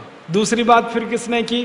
राहुल गांधी ने की कि अगर हमारी सरकार आएगी तो हम भी इस पैसे को वापस लाएंगे। तीसरी बात किसने की? शरद यादव ने की कि हमारी सरकार आएगी तो हम इस पैसे को लाएंगे। चौथी बात किसने की? सीताराम येचुरी ने की। माने कम्युनिस्ट पार्टी ने की, कांग्रेस पार्टी ने की, बीजेपी ने किया, जनता दल ने कहा, समाजवादी पार्टी ने कहा, मुलायम सिंह यादव ने, अगर हमारी सरकार आएगी तो हम भी लाएंगे। कई पार्टियों ने ये बोला, तो अब हम क्या कर रहे हैं, चुनाव हो गए, सरकार आ गई और संयोग से कांग्रेस की सरकार आ गई, तो अब हम उनके पीछे लगे हैं, लाओ आपने बोला था। और इस सिलसिले में परम पूजनीय स्वामी जी प्रधानमंत्री से 2 बार मिल चुके हैं। प्रधानमंत्री ने कहा है कि हम जरूर इस रास्ते के इसमें कोशिश कर रहे हैं, आप थोड़ा समय दीजिए, 3-4 महीने, हम जरूर इसको करना चाहते हैं, ये पैसा लाना चाहते हैं। तो हमने कहा ठीक है, ले आइए, बहुत अच्छा है। नहीं लाएंगे तो फिर दूसरा रास्ता अपनाएंगे। और दूसरा रास्ता आप जानते हैं क्या है, हम लोगों के सामने कहेंगे कि देखो इन्होंने कहा था, अब कर नहीं रहे हैं, तो इनको ठीक करो। लोगों के पास सबकी चाबी है। जिनको इस बार मेजॉरिटी से जिता के भेज दिया, लोगों की ताकत इतनी है कि अगली बार उनको डुबो दें। बड़े बड़े दिग्गज डूब गए इस देश में, बड़े बड़े दिग्गज। तो हम लोगों से कहेंगे डुबो दो अब इनको, ये नहीं मान रहे हैं हमारी बात। तो अभी तो वो कह रहे हैं कि हम करेंगे करेंगे, अच्छा है करो भाई, नहीं करोगे तो चैन से तो नहीं सोने देंगे, अब उनको नींद हराम तो उनकी करके रखेंगे हम। तो ये रास्ते पर अभी हम चल रहे हैं। धीरे धीरे उम्मीद है कि शायद इसी रास्ते पे चल के काम हो जाए, लेकिन इसके लिए करना क्या पड़ेगा, लोगों की ताकत हमारे साथ होनी चाहिए। जब भारत के प्रधानमंत्री से परम पूजनीय स्वामी जी बात करें तो प्रधानमंत्री को पता होना चाहिए कि ये अकेला आदमी नहीं है, करोड़ों लोग इसके साथ में हैं। वो ताकत आप हमारी बनेंगे। इसलिए मैं आपको एक विनती करने आया कि हमारे भारत स्वाभिमान की ताकत बढ़ाइए ताकि हम ये काम जल्दी से कर सकें। करोड़ों करोड़ों लोग हमें चाहिए इस देश। और एक तीसरा काम हम करना चाहते हैं कि जो पैसा स्विट्जरलैंड और विदेशी बैंकों में वो आ गया, अगर भारत में 110 लाख करोड़ आएगा, तब इसके लिए हम क्या करेंगे, इस पैसे को भारत माता के नाम से एक ट्रस्ट बनाकर, भारत माता के नाम से एक कोष बनाकर उसमें जमा करेंगे। सरकार के खजाने में नहीं रखेंगे इस पैसे को, फिर लुट जाएगा, पता ही नहीं। और उस खजाने पर, उस कोष पर नागरिकों का नियंत्रण होगा। माने जो नागरिक हैं वो सीधे इसको कंट्रोल करेंगे। फिर आप बोलेंगे इस पैसे का करेंगे क्या? इस पैसे से सबसे पहला काम ये करना है कि गांव की जो गरीबी है वो दूर करनी है। 84 करोड़ लोग जो गरीब हैं वो सबसे ज्यादा गांव में हैं। गांव के लोगों की गरीबी दूर करनी है। कैसे दूर होगी? 6,38,365 गांव की गरीबी दूर करनी है। तो सबसे पहला काम हम ये करने वाले हैं कि ये जो 110 लाख करोड़ रुपया है, इसका खर्चा करके गांव गांव में उद्योग शुरू करने हैं। गांव गांव में उद्योग। अभी जो उद्योग हैं वो शहरों में हैं। भोपाल में उद्योग हैं, इंदौर में उद्योग हैं, ग्वालियर में हैं, उज्जैन में हैं, दिल्ली में हैं, बनारस में है, इलाहाबाद, बड़े शहरों में तो उद्योग हैं। छोटे गांवों में कुछ नहीं है, इसलिए गांव के लोगों को भाग भाग कर शहर में आना पड़ता है रोजगार के लिए। कितने दुख और तकलीफ की बात है कि कोई व्यक्ति अपना घर परिवार छोड़कर दूर शहर में जाकर नौकरी के लिए परेशान होता है, और उसकी परेशानी इतनी जबरदस्त होती है कि गांव से आदमी जब शहर चला जाता है रहने के लिए, तो शहर के सबसे गंदे इलाके में रहता है, जिसको झुग्गी झोंपड़ियां कहते हैं। उन झुग्गी झोंपड़ियों में हम पैदल नहीं निकल सकते, नाक पर रूमाल रखना पड़ता है, इतनी बदबू आती है। वहां हमारे गांव के लोगों को रहना पड़ता है सालों साल, नौकरी की तलाश में, रोजगार की तलाश में। हम इसको उल्टा करना चाहते हैं। नौकरी और रोजगार के लिए किसी को गांव से भागकर शहर नहीं जाना पड़े, गांव में ही सबको रोजगार मिले, ऐसी व्यवस्था करना चाहते हैं। तो आप बोलेंगे गांव में क्या क्या उद्योग हो सकते हैं? गांव में बहुत उद्योग हो सकते हैं।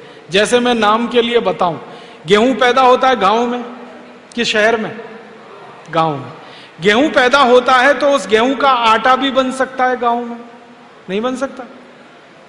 जो शहर में आटा बनाने की चक्कियां लग सकती हैं, फ्लोर मिल लग सकती है, वो गांव में भी लग सकती है, नहीं लग सकती?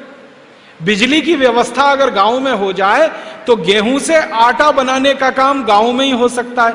अगर गेहूं का आटा बनकर गांव से शहर में बिकने को जाए तो गेहूं तो बिकता है 10-11 रुपए, आटा बिकता है 25 रुपए, तो किसानों को फायदा होगा कि नहीं? डबल।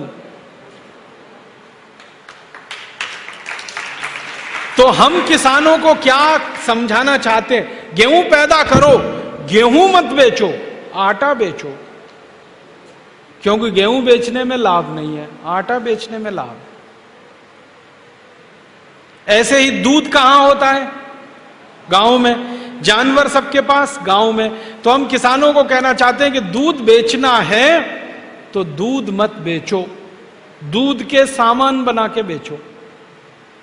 दूध में से घी निकलता है, मक्खन निकलता है, दूध का दही बनता है। आपको मालूम है हमारे देश में एक विदेशी कंपनी है, उसका नाम है नेस्ले। वो दिल्ली के आसपास के गांव से दूध लेती है 12 रुपए लीटर, और उस दूध का दही जमाती है और उसको बेचती है 65 रुपए किलो। आजकल आपको मालूम है दही के छोटे छोटे पैकेट आने लगे, 65 रुपए किलो का दही बेच लेती है वो कंपनी दिल्ली में। दूध से दही बनाना कौन सी खास बात है बताओ जरा? कौन सी मशीन लगती है इसमें ये बताओ? कितनी पूंजी लगती है ये बताओ? 1 पैसा लगाए बिना कोई मशीन के हम दूध से दही बना सकते हैं। अब दूध से दही वो कंपनी बना सकती है तो किसान भी बना सकते हैं। तो हम किसानों को कहना चाहते हैं दूध नहीं दही बेचो, 65 रुपए किलो का बिकता है, दूध तो 12 रुपए किलो का है। दूध नहीं घी बेचो, 300 रुपए किलो बिकता है, दूध तो सिर्फ 12 रुपए किलो बिकता है। मक्खन बेचो, माने दूध से बनी हुई चीजें गांव से तैयार होकर शहरों में बिकें। कपास है, कपास गांव में होती है ना, तो कपास का सूत बनाए, गांव में हो सकता है। चरखा चलाने का काम इस देश के लोगों ने बहुत समय तक किया। गांधी जी के जमाने में गांव गांव चरखा चलता था, सूत बनता था। वो सूत से कपड़ा गांव में तैयार हो तो कपास ना बिके गांव से जाकर, कपड़ा बिके गांव से जाकर। कपास बिक जाती है 10-12 रुपए में, और उसी से कपड़ा तैयार करें और वो बेचें, वो बिकता है 70-80 रुपए में। मतलब मेरे कहने का यह है कि जो कच्चा माल गांव में तैयार होता है वो सीधे गांव से बाहर ना बिके, पक्का माल वो गांव में ही बने। तो मैंने इसकी एक सूची बनाई तो पता चला 100 उद्योग हर गांव में लग सकते हैं। 100। कपड़ा बनाने का, दूध से दही बनाने का, गेहूं का आटा तैयार करने का, मसाले तैयार करने का, तेल तैयार करने का। सरसों तो गांव में ही होती है ना, तो तेल गांव में निकल सकता है, तेल के डिब्बे बन बन के शहर में बिक सकते हैं। तो 100 ऐसे उद्योग हर गांव में लग सकते हैं। और हर गांव में 100 उद्योग लग गए तो फिर बताओ रोजगार मिलेगा कि नहीं, बेकारी खत्म होगी कि नहीं? और जिसका रोजगार पक्का हो गया, जिसकी बेरोजगारी खत्म हो गई, उसकी गरीबी भी खत्म हो जाएगी। तो ये जो 110 लाख करोड़ रुपए हमें लाना है विदेशी बैंकों से, इस पैसे को गांव गांव के उद्योग लगाने के लिए खर्च करना है।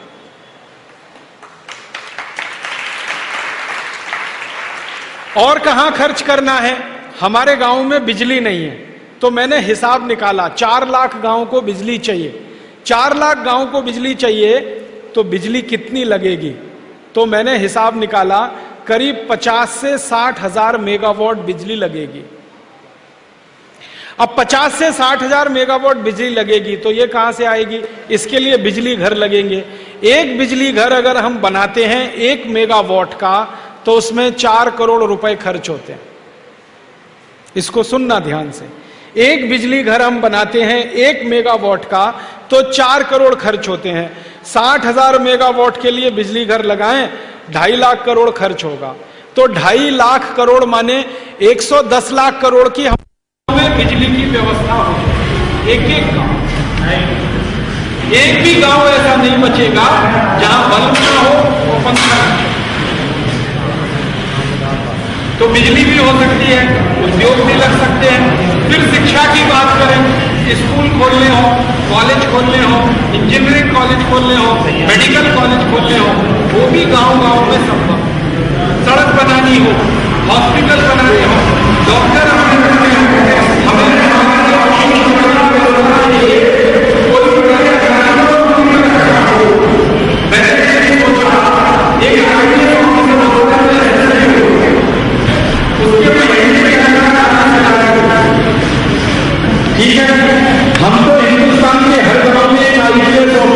नौकर रख सकते हैं, इतने पैसे अपने पास हैं गांव की सुरक्षा के लिए। आईपीएस ऑफिसर नौकर बन के रहेगा क्योंकि उसको 40,000 चाहिए। तो 110 लाख करोड़ तो इतनी बड़ी रकम है। एक दिन मैंने सोचा इस पूरी रकम को हम भारत के गांव पे खर्च कर दें तो ये 2 बार पूरी रकम खर्च हो सकती है और 2 बार भारत के एक एक गांव को सोने का गांव बना सकते हैं, समृद्धशाली, वैभवशाली, गौरवशाली बना सकते हैं। मैं सीधा ही हिसाब बताता हूं, 110 लाख करोड़ का सोना खरीदे ना, सोना, तो इतना सोना आता है कि 6,38,365 गांव की एक एक सड़क पर सोना बिछा सकते हैं। इतनी बड़ी रकम है। तो गरीबी, भुखमरी, बेकारी सब खत्म हो सकता है अगर ये धन वापस आ जाए। तो अपने को यही काम करना है। इसी के लिए स्वामी जी ने अभियान शुरू किया है। अब आप बोलेंगे जी हम क्या करें, आप इसमें हमारी मदद करो। बिना आपकी मदद के ये काम नहीं हो सकता। अगर हो जाता तो मैं हरिद्वार से 2000 किलोमीटर चल के पिपरिया नहीं आता, वहीं बैठ के कर लेते ना हम ये काम। तो हरिद्वार से दिल्ली तो नजदीकी है ना, दिल्ली में बैठते ये काम करा लेते। हमें मालूम है नहीं होता। ये कब होगा, जब आपके जैसे करोड़ों करोड़ों लोग हमारी ताकत बन जाएंगे, फिर ये काम हम कराएंगे या फिर ये काम होगा। तो आप हमारी ताकत बनो। तो आप कहेंगे इसके लिए क्या करें, इस भारत स्वाभिमान के आप सदस्य हो जाओ, हमारी ताकत बढ़ जाएगी। इसके लिए सदस्यता फॉर्म बना हुआ है, आप ले लेना, स्थानीय समिति के पास है, वो भर के इनको दे देना। फिर क्या होगा, आप जब सदस्य हो जाएंगे तो फिर आपका प्रशिक्षण होगा, ट्रेनिंग होगी। वो ट्रेनिंग हरिद्वार में भी होगी और यहां भी होगी। हरिद्वार में ट्रेनिंग के लिए आपको बुलाएंगे तो स्वामी जी खुद ट्रेनिंग देंगे, यहां होगी तो मैं देने के लिए आऊंगा। ट्रेनिंग देके आपको हम तैयार करेंगे और आप जब तैयार हो जाएंगे तो आप भी मेरी तरह से गांव गांव जाएंगे और लोगों को ये बात समझाएंगे। और ज्यादा लोगों को जब ये समझ में आएगी और ताकत बढ़ेगी तो सरकार तो झक मार के वही करेगी जो हम करवाएंगे। आपने एक वाक्य सुना है, कलयुग में सबसे बड़ी शक्ति संगठन में होती है। सतयुग जब होता था ना, सतयुग, राम जी का युग, तब सबसे बड़ी शक्ति राजा में होती थी, राज्य व्यवस्था में होती थी। कलयुग में सबसे बड़ी शक्ति संगठन में होती है। तो अभी कलयुग चल रहा है, सतयुग नहीं है। तो इस कलयुग के हिसाब से हमें संगठन की शक्ति बढ़ानी है और वो शक्ति की मदद से ये काम कराना है। आप मदद करेंगे? बहुत अच्छा। अगर आप मदद करेंगे तो मुझे भरोसा है, अगर पिपरिया जैसे छोटे गांव में लोग मदद करेंगे तो बड़े शहरों में भी मदद करेंगे। तो आपकी एक मदद तो ये चाहिए कि आप हमारे संगठन के सदस्य बने जल्दी से जल्दी। फिर आपकी ट्रेनिंग के लिए या तो हरिद्वार बुलाएंगे आपको, नहीं तो यहीं पर ट्रेनिंग देने के लिए मैं आऊंगा या हमारे दूसरे सहयोगी आए। दूसरी एक मदद और कर दीजिए आप। दूसरी क्या मदद कर दें? अपने देश की हालत बड़ी खराब है, मैंने कहा गरीबी, भुखमरी, बेकारी। एक और बुरा हाल है अपने देश का, वो भी सुना दूं आपको। अपने देश पे कर्जा बहुत हो गया है, बहुत कर्जा हो गया है। कारण क्या है? नेता इतने हरामी हैं, सब पैसा लूट लेते हैं, विदेशी बैंकों में जमा कर देते हैं, देश चलाने के लिए पैसा बचता ही नहीं है। तो थोड़ा बहुत जो देश का काम होता है ना, वो सब कर्जे से होता है। कर्जा बहुत हो गया। जब हम आजाद हुए थे 15 अगस्त 47 को, तो 1 पैसे का कर्ज नहीं था हमारे ऊपर। अब 34 लाख करोड़ रुपए का कर्जा हो गया। एक एक हिंदुस्तानी पर लगभग 33,000 रुपए का कर्जा है, एक एक हिंदुस्तानी पर। इस कर्जे से देश को मुक्त कराना है, नहीं तो देश डूब जाने वाला है इसमें। यह कर्जा हमने लिया है विदेशों से बहुत सारा। अब इसमें ब्याज देना पड़ता है, ब्याज के लिए लाखों करोड़ों रुपए लगते हैं, वो आपसे टैक्स के रूप में सरकार लेती है और देती है। अब इसकी समस्या क्या है ना, जैसे जैसे कर्ज बढ़ता जाता है हमारे देश का जो रुपया है ना, इसका दाम गिरता जाता है, ये समस्या है। पहले हमारा जो 1 रुपया था ना, वो अमेरिका के $1 के बराबर था 1947 में। 1 रुपया भारत का और अमेरिका का $1 दोनों बराबर थे, क्योंकि हमने कर्ज नहीं लिया था। अब कर्ज इतना हो गया है कि 50 रुपया अमेरिका के $1 के बराबर है। आप बोलेंगे ये रुपए की कीमत क्यों गिरती है कर्ज गिर लेने से? जो कर्ज देने वाला देश है अमेरिका और यूरोप, ये हमारे ऊपर शर्त लगाते हैं। जब हम उनसे कर्जा मांगते हैं कि कर्जा दे दो, तो कहते हैं तुम्हारे रुपए की कीमत कम करो तब देंगे। उनका क्या स्वार्थ है?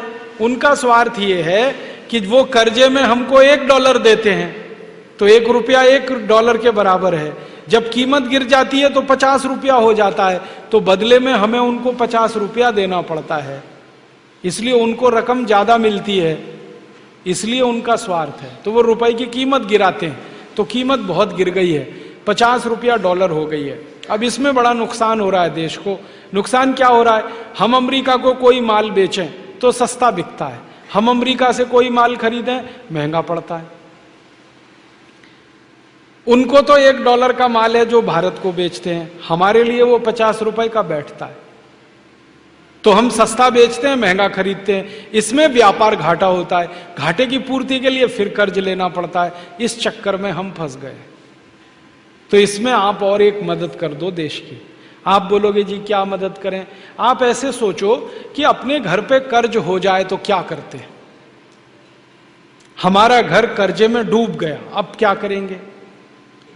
तो 2 ही रास्ते हैं, या तो घर की आमदनी बढ़ाकर कर्ज को वापस करेंगे, या घर का खर्चा कम करके पैसे बचा के कर्ज वापस करेंगे। 2 ही रास्ते हैं ना, या तो घर का खर्चा कम करें या घर की आमदनी बढ़ाएं। अभी ये दोनों काम अगर हम करें तभी देश बचता है। तो मैं आपसे एक विनती करने आया हाथ जोड़कर कि अपने देश पे कर्ज बहुत हुआ है, इसको दूर करने के लिए देश की आमदनी बढ़ाएं और देश का खर्चा घटाएं। खर्चा कम हो, आमदनी ज्यादा हो। तो आप बोलेंगे खर्चा कैसे घटाएं? खर्चा घटाने का सरल तरीका यह है कि आपकी जिंदगी में फालतू काम जो आप करते हो वो मत करो, खर्चा नहीं हो। फालतू काम करना बंद कर दो, खर्चा नहीं होगा। आप बोलेंगे जी कौन से काम हैं जो हम फालतू करते हैं? सवेरे से शाम तक देखो ना कितने फालतू काम करते हो, जिनको ना करें तो भी जिंदा रह सकते हो आप। मैंने इस पे बड़ा अभ्यास किया कि एक एक आदमी इस देश में कितना पैसा बचा सकता है देश का, फालतू काम ना करे तो आप बोलो क्या क्या काम ना करें? तो छोटी छोटी बातें कहता हूं, अच्छी लगे तो आज से ही अपने जीवन में अपनाना। पहला फालतू काम जो हम सवेरे ही सवेरे करते हैं, जिसमें देश का 70,000 करोड़ रुपए खर्च हो जाता है, फालतू का है बिल्कुल, वो काम है चाय पीना। सवेरे ही उठ के चाय सुड़कने लगते, और कई तो ऐसे महान लोग हैं बिना टट्टी जाए चाय पीने लगते। वो तो मुझे कहते हैं कि चाय पियो नहीं तो टट्टी भी नहीं उतरती, संडास नहीं जा सकते, इसलिए चाय पहले पीते हैं। उनको बेड टी चाहिए, बिस्तर पे चाय चाहिए। और इसमें खर्चा कितना होता है? 1 किलो चाय 150 रुपए की है। हर साल भारत के लोग 70 करोड़ किलोग्राम चाय पी जाते। सोचो कितना पैसा खर्च करते फालतू। और ये फालतू इसलिए भी है कि चाय पी पी के अपना शरीर खराब होता है। ज्यादा चाय पियोगे नशा हो जाएगा। नशा पता है किस बात का? रोज चाय पीनी पड़ेगी, एक दिन ना पिए तो सिर में दर्द हो जाएगा। बहुत लोग मुझे कहते हैं एक दिन भी चाय ना मिले तो सिर घूमने लगता है।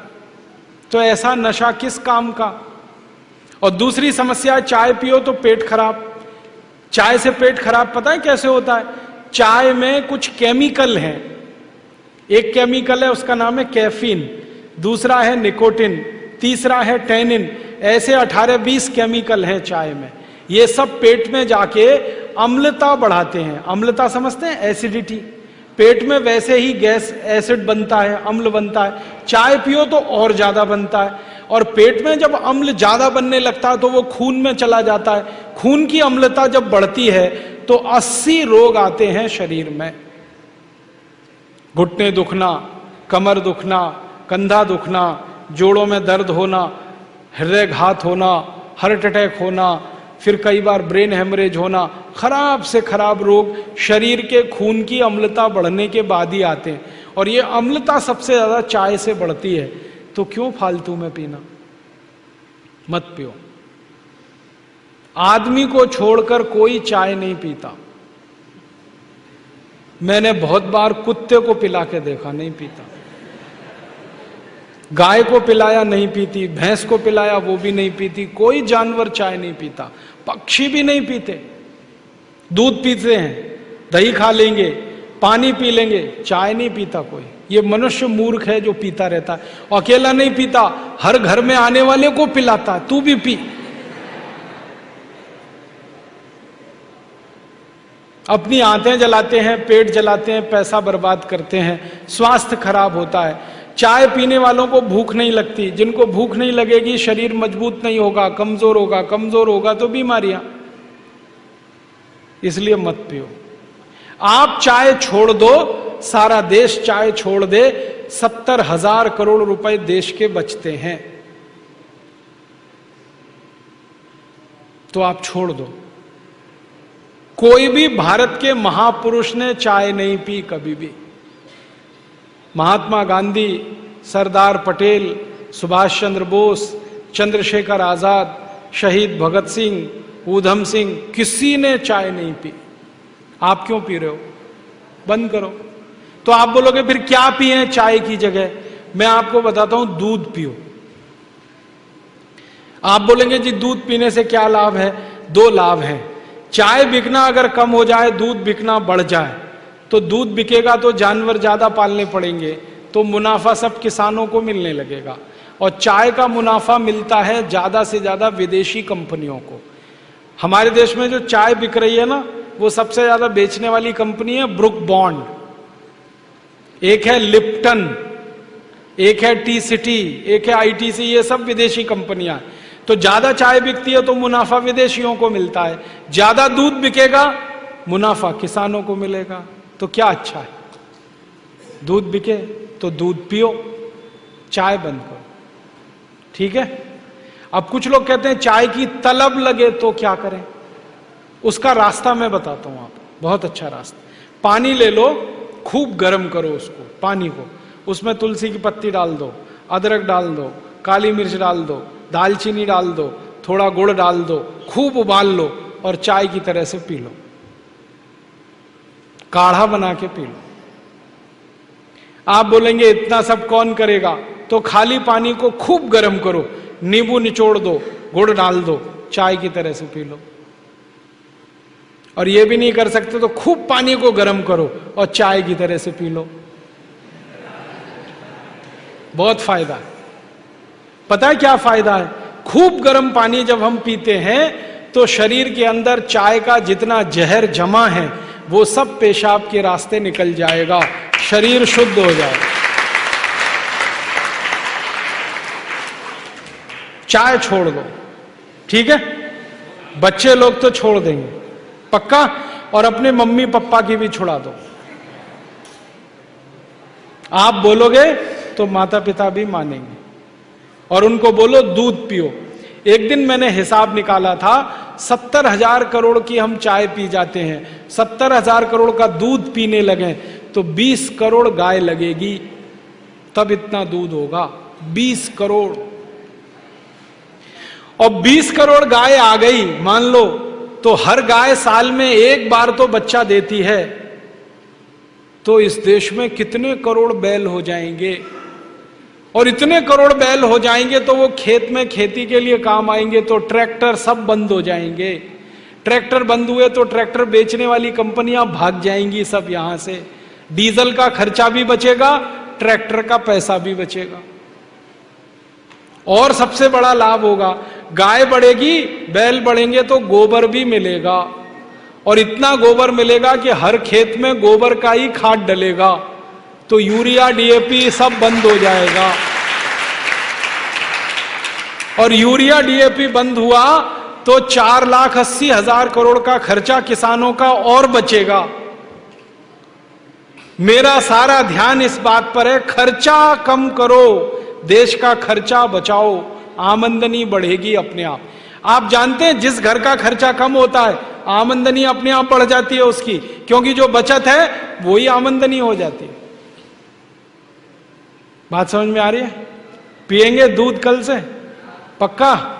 हाँ। अब दूसरा एक तरीका बताता हूं खर्चा बचाने का। दांत साफ करने के लिए टूथब्रश मत करो, खर्चा बचेगा। हम आजकल टूथपेस्ट करते हैं, कॉलगेट, क्लोजअप, पेप्सोडेंट, सिबाका, फॉरेंस, ये बड़े महंगे हैं, 30 रुपए का 100 ग्राम, 300 रुपए किलो, हुआ कि नहीं? गाय का घी 200 रुपए किलो, टूथपेस्ट 300 रुपए किलो। क्या मूर्ख लोग हैं इस देश के, पढ़े लिखे, सुपर इडियट। वो क्या करते हैं, 200 रुपए किलो गाय का घी नहीं खाते और 300 रुपए किलो का पेस्ट रगड़ के दांतों पे थूकते हैं। वो कहते हैं हम बड़े स्मार्ट हैं। मैं उनसे कहता हूं और स्मार्ट बनो। क्या कहते हैं, क्या करें? मैं कहता हूं ये 300 रुपए किलो का पेस्ट, इसको थूकते क्यों? इसी को रोटी पे लगा लगा के खा लो, गाय के घी से तो महंगा है। कितना फालतू खर्चा कर रहे हैं, 300 रुपए किलो का पेस्ट। मैंने एक दिन हिसाब निकाला था, एक आदमी रोज जो ब्रश करता है ना सवेरे का, तो एक बार के ब्रश में 1.5 से 2 ग्राम टूथपेस्ट इस्तेमाल होता है।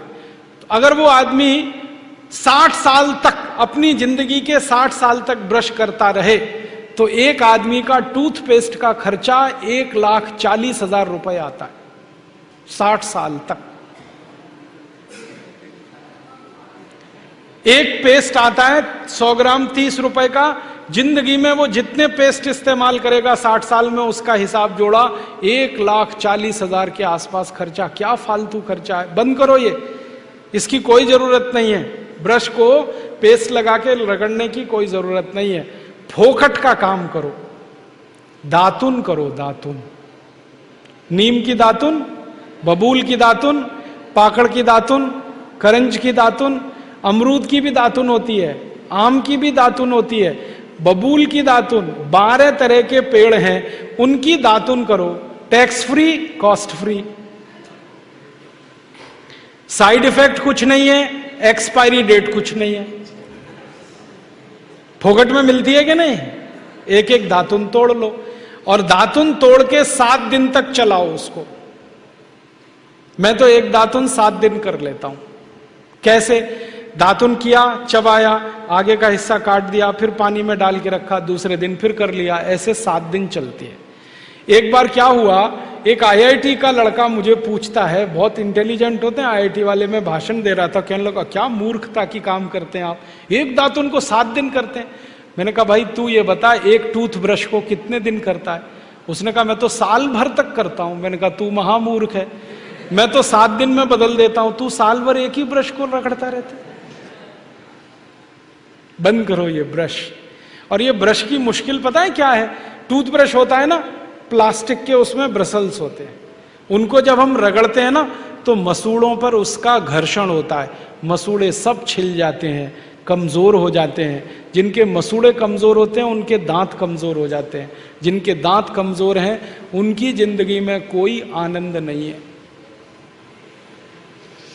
दूसरी समस्या क्या है, कभी भी आप देखना टूथब्रश होता है ना, उसमें जहां ब्रसल्स लगे रहते हैं ना, वहां पीला पीला सफेद सफेद कचरा जमा हो जाता है, उस पे हजारों वायरस आकर जिंदा बैठते हैं, और रोज आप अपने मुंह में डाल के क्या खतरनाक काम कर रहे हो। बंद करो, अच्छा नहीं है ये। और एक बात बताऊं, ये जो टूथपेस्ट है ना, टूथपेस्ट जिसको आप घिसते हो, इसमें झाग बहुत बनता है, मालूम है? झाग तो वॉशिंग पाउडर में भी बनता है। कभी कभी मैं लोगों से कहता हूं आप कॉलगेट क्यों करते हैं, तो कहते हैं इसमें झाग बहुत बनता है। तो झाग तो शेविंग क्रीम में भी बनता है, शेविंग क्रीम क्यों नहीं रगड़ते? अब मैं असली बात बताता हूं, जिस वस्तु से शेविंग क्रीम में और वॉशिंग पाउडर में झाग बनता है वही वस्तु टूथपेस्ट में मिलाई जाती है, उसको कहते हैं सोडियम लॉरेल सल्फेट। और ये ऐसा खतरनाक केमिकल है जो कैंसर कर देता है। अब मैं आपको एक सच्चाई बताता हूं। अमेरिका देश में, यूरोप के देशों में टूथपेस्ट जब बाजार में बेचा जाता है तो उस पर चेतावनी लिखी रहती है और उसमें कहा जाता है सावधान, टूथपेस्ट करने से कैंसर होता है। अंग्रेजी में लिखते हैं इट इज कैंसरस, कार्सिनोजेनिक। और अमेरिका यूरोप के टूथपेस्ट पे क्या क्या लिखते हैं? अंग्रेजी में लिखते हैं please keep out this toothpaste from the reach of the children below 6 years. माने 6 साल से छोटे बच्चे को ये टूथपेस्ट कभी मत कराना, क्योंकि बच्चे उसे चाट लेते हैं, वो कैंसर से मर सकते हैं। फिर अमेरिका और यूरोप के टूथपेस्ट पे लिखते हैं in case of accidental injection please contact immediately poison control centre. माने गलती से पेस्ट अगर कर लिया बच्चे ने तो हॉस्पिटल लेके जाना उसको। जहर है। क्या जहर है? उसमें एक केमिकल जिसका नाम है सोडियम लॉरेल सल्फेट। ये केमिकल एक बूंद अगर आपकी जीभ पर गिरा दें तो जीभ पे ही कैंसर हो जाता है। मत करो आप, ये बेकार है। तो दांत कैसे साफ करें? दातुन से। दातुन है ना, पिपरिया में तो बहुत है। मैं अभी रास्ते में आया, इतने नीम के पेड़ हैं कि दातुन ही दातुन है यहां तो। आपको तो कोई कमी नहीं, तो दातुन करो। दातुन ना मिले तो दंत मंजन करो। दंत मंजन भी फोकट वाला करो, खर्चा नहीं करना। फोकट वाला दंत मंजन, घर में रसोई है, वहां पे हल्दी है, ले लो थोड़ी सी हल्दी, और सरसों का तेल है वो भी डाल दो उसमें, और थोड़ा सा नमक, तीनों को मिलाओ, दांत पे घिसो, सबसे अच्छा दंत मंजन। और एक दूसरा बताता हूं, गाय है, गाय, उसका गोबर है, गोबर को जला दो। कैसे जलेगा? पहले सुखाओ उसको, छोटे कंडे बनाओ, फिर जला दो, तो राख निकलेगी। उस राख में थोड़ा नमक मिलाओ, थोड़ी फिटकरी मिलाओ और उसको दांत पर घिसो। उससे अच्छा दंतमंजन दुनिया में नहीं। और एक तरीका बताता हूं, नींबू है ना, नींबू हम सब्जी में निचोड़ते हैं, अब छिलका बच गया, इसको फेंकना नहीं, छिलके को उलट दो, अंदर का हिस्सा बाहर निकाल दो, उस पे नमक रगड़ के ऐसे ऐसे दांतों पे घिसो, दांत एकदम साफ।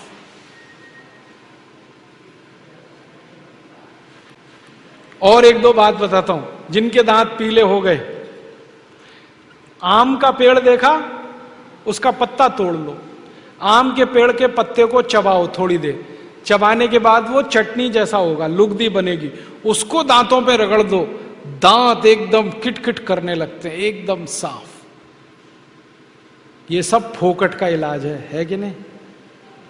और नहीं तो कोई खरीदना है तो दंत मंजन खरीद लो, बाजार में बहुत मिलते हैं, लाल दंत मंजन, काला दंत मंजन, वीको वज्रदंती। अब तो स्वामी जी का भी दंत मंजन आता है, दिव्य योग दंत मंजन, वो ही ले लो। आप वो लोगे तो आपका पैसा कम से कम स्वामी जी के ट्रस्ट में जाएगा, उसी से हम ये सब काम कर रहे हैं। तो या तो दातुन करो, नहीं तो दंत मंजन। टूथपेस्ट बंद, टूथब्रश बंद। अब एक जानकारी और देता हूं आपको, ये जो टूथपेस्ट होते हैं ना, कॉलगेट, क्लोजअप, पेप्सोडेंट, सिबाका, ये ज्यादातर टूथपेस्ट बनते हैं मरे हुए जानवरों की हड्डियों से। हमारे देश में हजारों कत्ल खाने चलते हैं, वहां गाय बैल भैंस को काटते हैं, उनका मांस बाजार में बिकता है। उन जानवरों की हड्डियों को टूथपेस्ट बनाने वाली कंपनियां खरीदती हैं, हड्डियों को धूप में सुखाते हैं, बोन क्रशर में डालकर पाउडर बनाते हैं, फिर उसी से पेस्ट बनता है, फिर उसी को हम मुंह में लगाते हैं, रोज सवेरे ही सवेरे। और जिस दिन उपवास होता है तो जरूर भगवान की पूजा करते हैं, सवेरे सवेरे हड्डियों का चूरा मुंह में लगाते हैं। अभी कैसे प्रसन्न होंगे भगवान बताओ? बंद कर दो ये सब, अच्छा नहीं। ठीक है, तो बहुत पैसा देश का बचेगा। मैंने एक दिन हिसाब निकाला कि पेस्ट बंद कर दें, ब्रश बंद कर दें, जो पैसे बचेंगे अगर उतने से ही दातुन खरीदने लगे, 50 पैसे की एक दातुन, तो 30 लाख लोगों को दातुन बेचने का रोजगार मिल जाएगा इस देश में। आप कभी बंबई जाना, बंबई के सब रेलवे स्टेशन में दातुन बिकता है, 1 रुपए का 2, 2 रुपए का 3। ये बंबई में हो सकता है तो पिपरिया में भी हो सकता है। अब बस करना यह पड़ेगा कि दातुन करनी है तो नीम का पेड़ लगाओ, बबूल का पेड़ लगाओ, दातुन तभी मिलेगी ना। तो पेड़ भी लगाओ, हर साल कम से कम एक। है, आपका जन्मदिन आता है ना, उस दिन एक पेड़ लगाओ। हम जन्मदिन मनाते हैं आजकल कैसे, केक खरीद लाते हैं, फिर मोमबत्ती लाते हैं, फिर केक के चारों तरफ लगाते हैं, फिर दिया सलाई से जलाते हैं, फिर उसी को फूंक मार मार के बुझाते हैं। क्या मूर्ख लोग हैं। उसको बुझाना था तो जलाया क्यों? हमारे घर में जलता हुआ दीपक तब बुझाते हैं जब किसी की मौत होती है। तो जन्मदिन हुआ कि मरण दिन?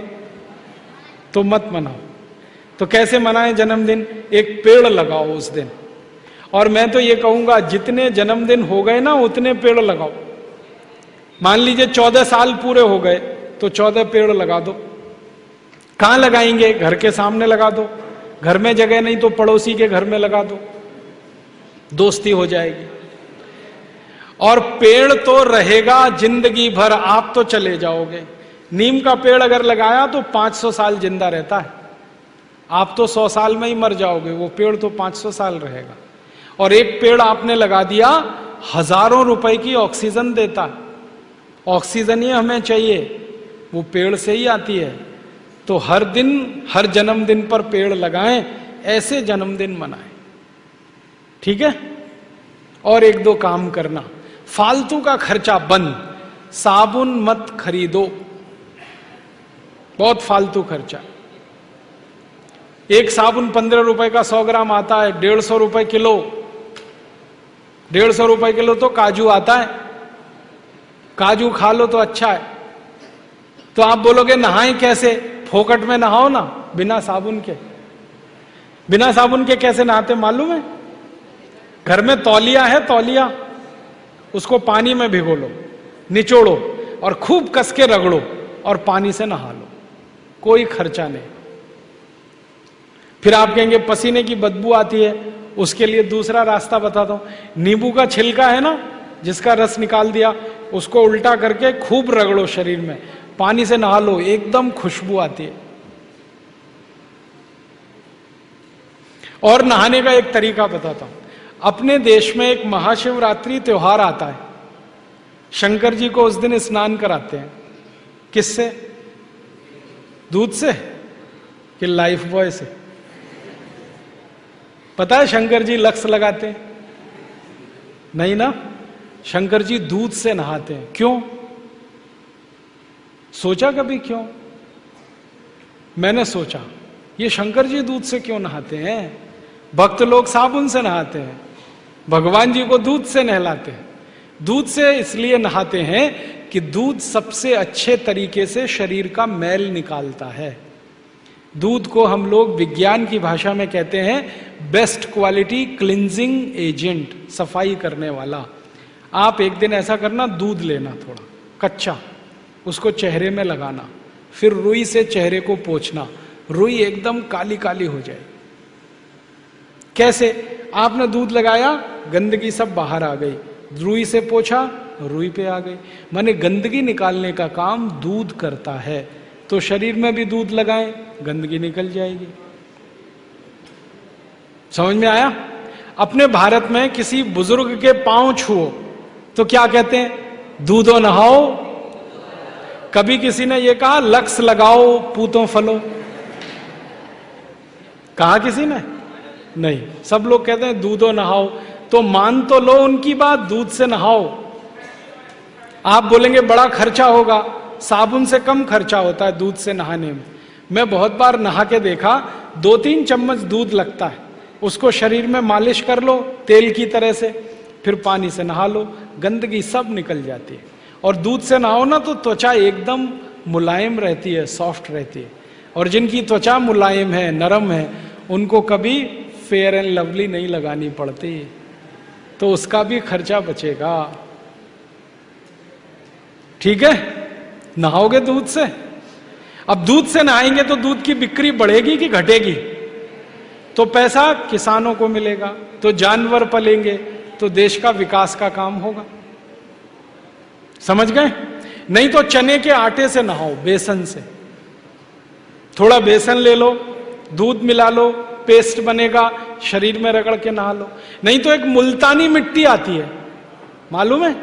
वो रात को भिगो दो पानी में, सुबह लगाओ, बालों में भी शरीर को भी। बालों में लगाओ तो शैम्पू जैसी, शरीर में लगाओ साबुन जैसी।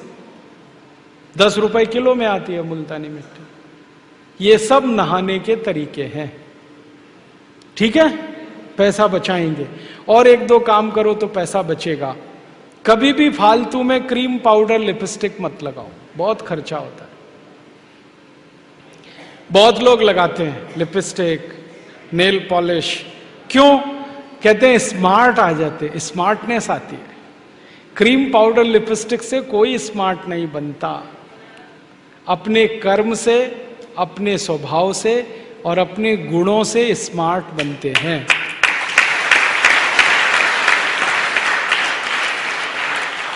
कोई नहीं बनता क्रीम, पाउडर, लिपस्टिक से। फालतू में मत खर्चा करो, बहुत फालतू खर्चा है। और पाउडर वाउडर भी मत लगाओ। आप बोलेंगे क्यों?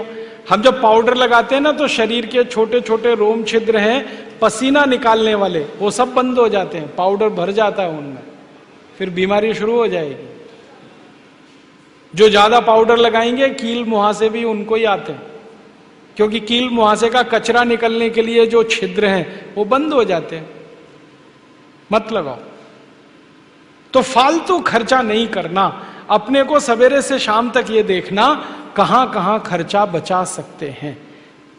एक और खर्चा बचा सकते हैं, बीमार पड़े तो दवा खाने के लिए चले गए, अब बीमारी में गोलियां खरीद लाए, कैप्सूल खरीद लाए, इंजेक्शन ले आए।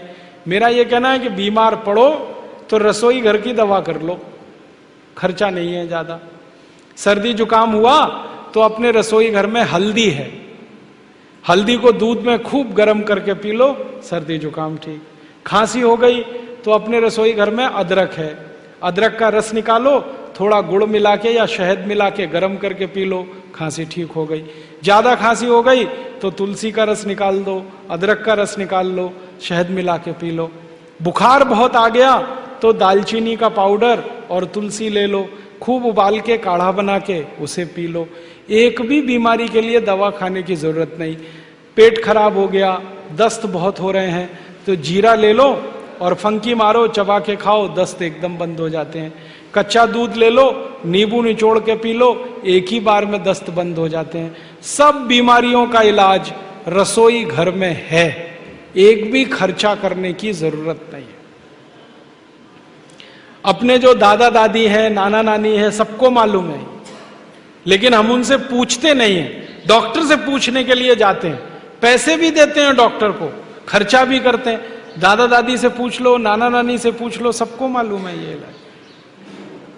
और एक छोटी सी बात याद रखो कि बीमारी मत पड़ो तो दवा का खर्चा ही नहीं। आपको मालूम है स्वामी रामदेव जी सालों साल से बीमार नहीं पड़े, तो आप भी मत पड़ो।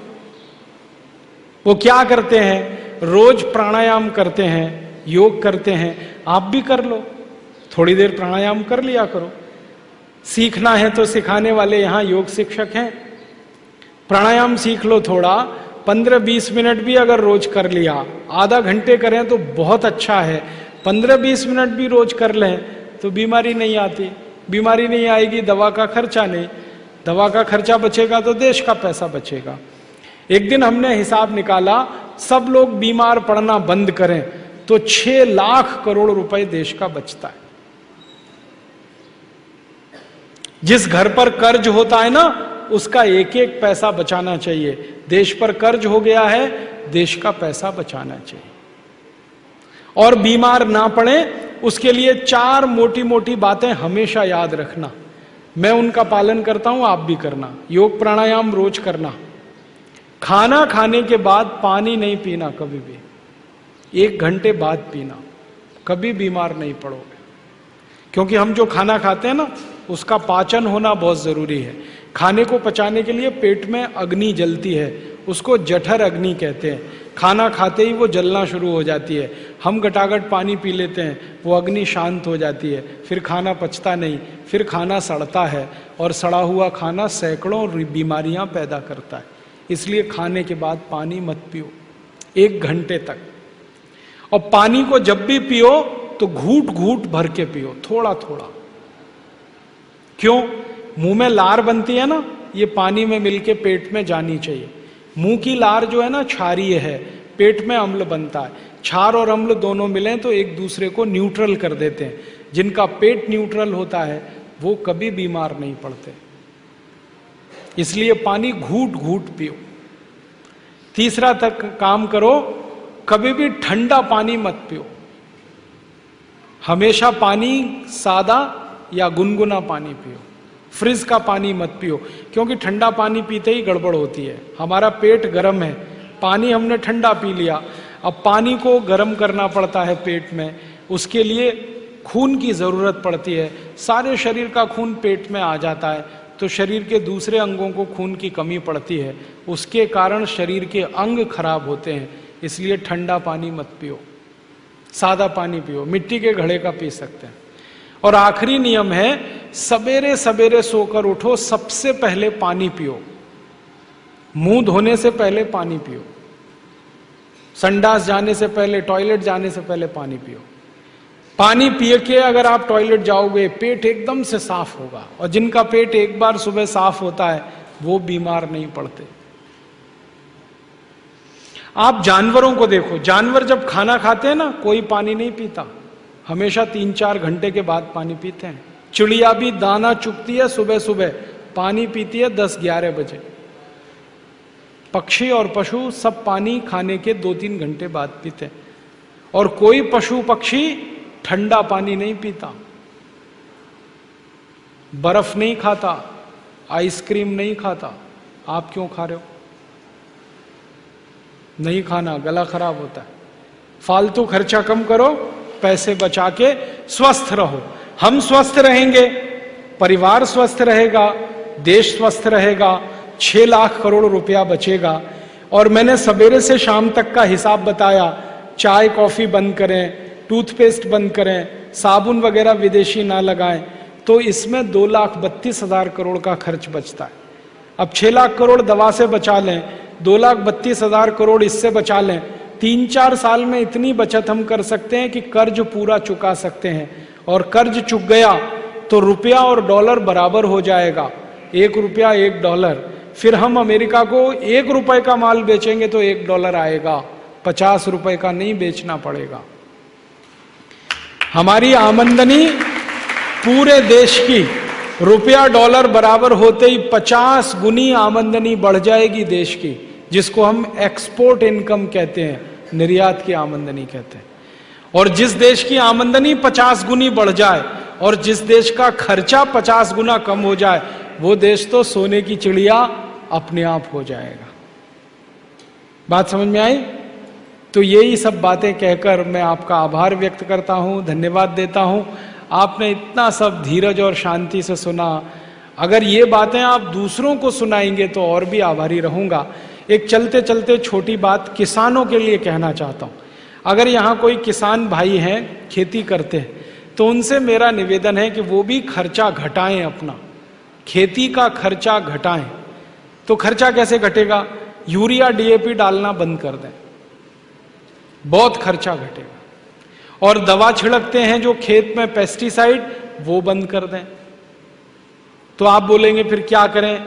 यूरिया DAP बंद करके गाय का गोबर, भैंस का गोबर खेत में डालें, अब आप बोलेंगे गोबर और कैसे डालें खेत में? बहुत सरल तरीका है उसका। 1 एकड़ खेत अगर आपके पास है तो 10 किलो गोबर ले लो किसी भी जानवर का, 10 लीटर मूत्र ले लो किसी भी जानवर का, गाय बैल भैंस का, दोनों को मिला लो, उसमें 1 किलो गुड़ डाल दो, गुड़, और 1 किलो दाल का आटा, और 1 किलो मिट्टी, खेत की मिट्टी, मेड़ की हो तो बहुत अच्छा। गोबर 10 किलो, मूत्र 10 लीटर, 1 किलो गुड़, 1 किलो दाल का आटा और खेत के मेड़ की 1 किलो मिट्टी, ये 5 चीजें मिला के ड्रम में रख दो, 15 दिन रखा रहने दो, 15 दिन में खाद तैयार हो जाएगा। फिर इसमें पानी मिला दो, कम से कम 200 लीटर। तो ये घोल तैयार हुआ, इसको खेत की मिट्टी पे छिड़कना है। ये सबसे अच्छी खाद है दुनिया की, 1 पैसा भी खर्च नहीं होता इसमें। ये खाद का इस्तेमाल हजारों किसान कर रहे हैं पूरे देश में और सब अच्छे हो गए। जो किसान पहले गेहूं लेते थे यूरिया डीएपी से 1 एकड़ में 10 कुंटल, अब उनका गेहूं आता है 1 एकड़ में 20 कुंटल। जिनका गन्ना होता था पहले 1 एकड़ में 25 टन, अब उनका गन्ना होता है 1 एकड़ में 70 टन। जिनकी कपास होती थी 1 एकड़ में 2 कुंटल 2.5 कुंटल, अब होती है 7 कुंटल। उत्पादन बढ़ गया और जो पैदा हो रहा है वो इतना स्वादिष्ट है कि बाजार में खूब अच्छे भाव पे बिकता है। जो किसान इस तरह से गेहूं करते हैं उनका गेहूं 20 रुपए किलो, 25 रुपए किलो बिकता है। उसको ऑर्गेनिक शुद्ध कहते हैं। ऑर्गेनिक चीजों की सारी दुनिया में मांग है, पूरी दुनिया में। आप भी अपने खेत में इस ऑर्गेनिक तरीके से खेती करो तो बहुत अच्छा है। फॉर्मूला फिर बता देता हूं, 1 एकड़ खेत के लिए 10 किलो गोबर, 10 लीटर मूत्र, 1 किलो गुड़, 1 किलो दाल का आटा, 1 किलो मिट्टी। तो सीधे छिड़क सकते हैं। फसल खड़ी हो तो पानी के साथ मिला सकते हैं। फसल में जब पानी देते हैं ना, उसमें मिला दो इसको। मैंने एकड़ का बताया, अब 2 एकड़ है तो डबल कर लेना, 3 एकड़ है ट्रिपल कर लेना। यूरिया का खर्चा खत्म करना। अब यूरिया डीएपी बंद करेंगे, खर्चा कम हुआ। फिर हम जो खाएंगे वो शुद्ध हुआ, वो शुद्ध खाएंगे, बीमारी कम, दूसरों को खिलाएंगे, उनकी बीमारी कम, सारा देश स्वस्थ, सुखी और निरोगी हो जाए। और जब खेत में कीड़ा लग जाए तो कीड़े मारने की भी दवा घर में बना लो। गाय का मूत्र ले लो, भैंस का मूत्र ले लो 20 लीटर, 2-2.5 किलो नीम के पत्ते की चटनी मिला दो इसमें, 2-2.5 किलो आकड़े के पत्ते की चटनी मिला दो, 2-2.5 किलो सीताफल के पत्ते की चटनी मिला दो, आधा किलो तंबाकू का पत्ता पीस के डाल दो। और जो भी आसपास में पेड़ पौधे हैं जिनके पत्तों को जानवर नहीं खाते, उनको तोड़कर चटनी बना के डाल दो। गोमूत्र में या भैंस मूत्र में उबाल लो, उबाल कर ठंडा करके छान लो, फिर 200 लीटर पानी मिलाकर खेत पर स्प्रे कर दो। सब कीड़े मर जाते हैं, सब भाग जाते हैं। 1 पैसे का खर्चा नहीं। तो खर्चा बचाओ खेती में, अपने घर में, चिकित्सा में, स्वास्थ्य में, तो आमदनी बढ़ेगी, तो ये देश दुनिया में सबसे आगे निकलेगा। यही बोलकर मैं आपका आभार व्यक्त करता हूं, धन्यवाद देता हूं। बड़े ध्यान से सुना, शांति से सुना, और आप दूसरों को बोलेंगे तो आपका बहुत आभारी रहूंगा। बहुत बहुत धन्यवाद, बहुत बहुत आभार।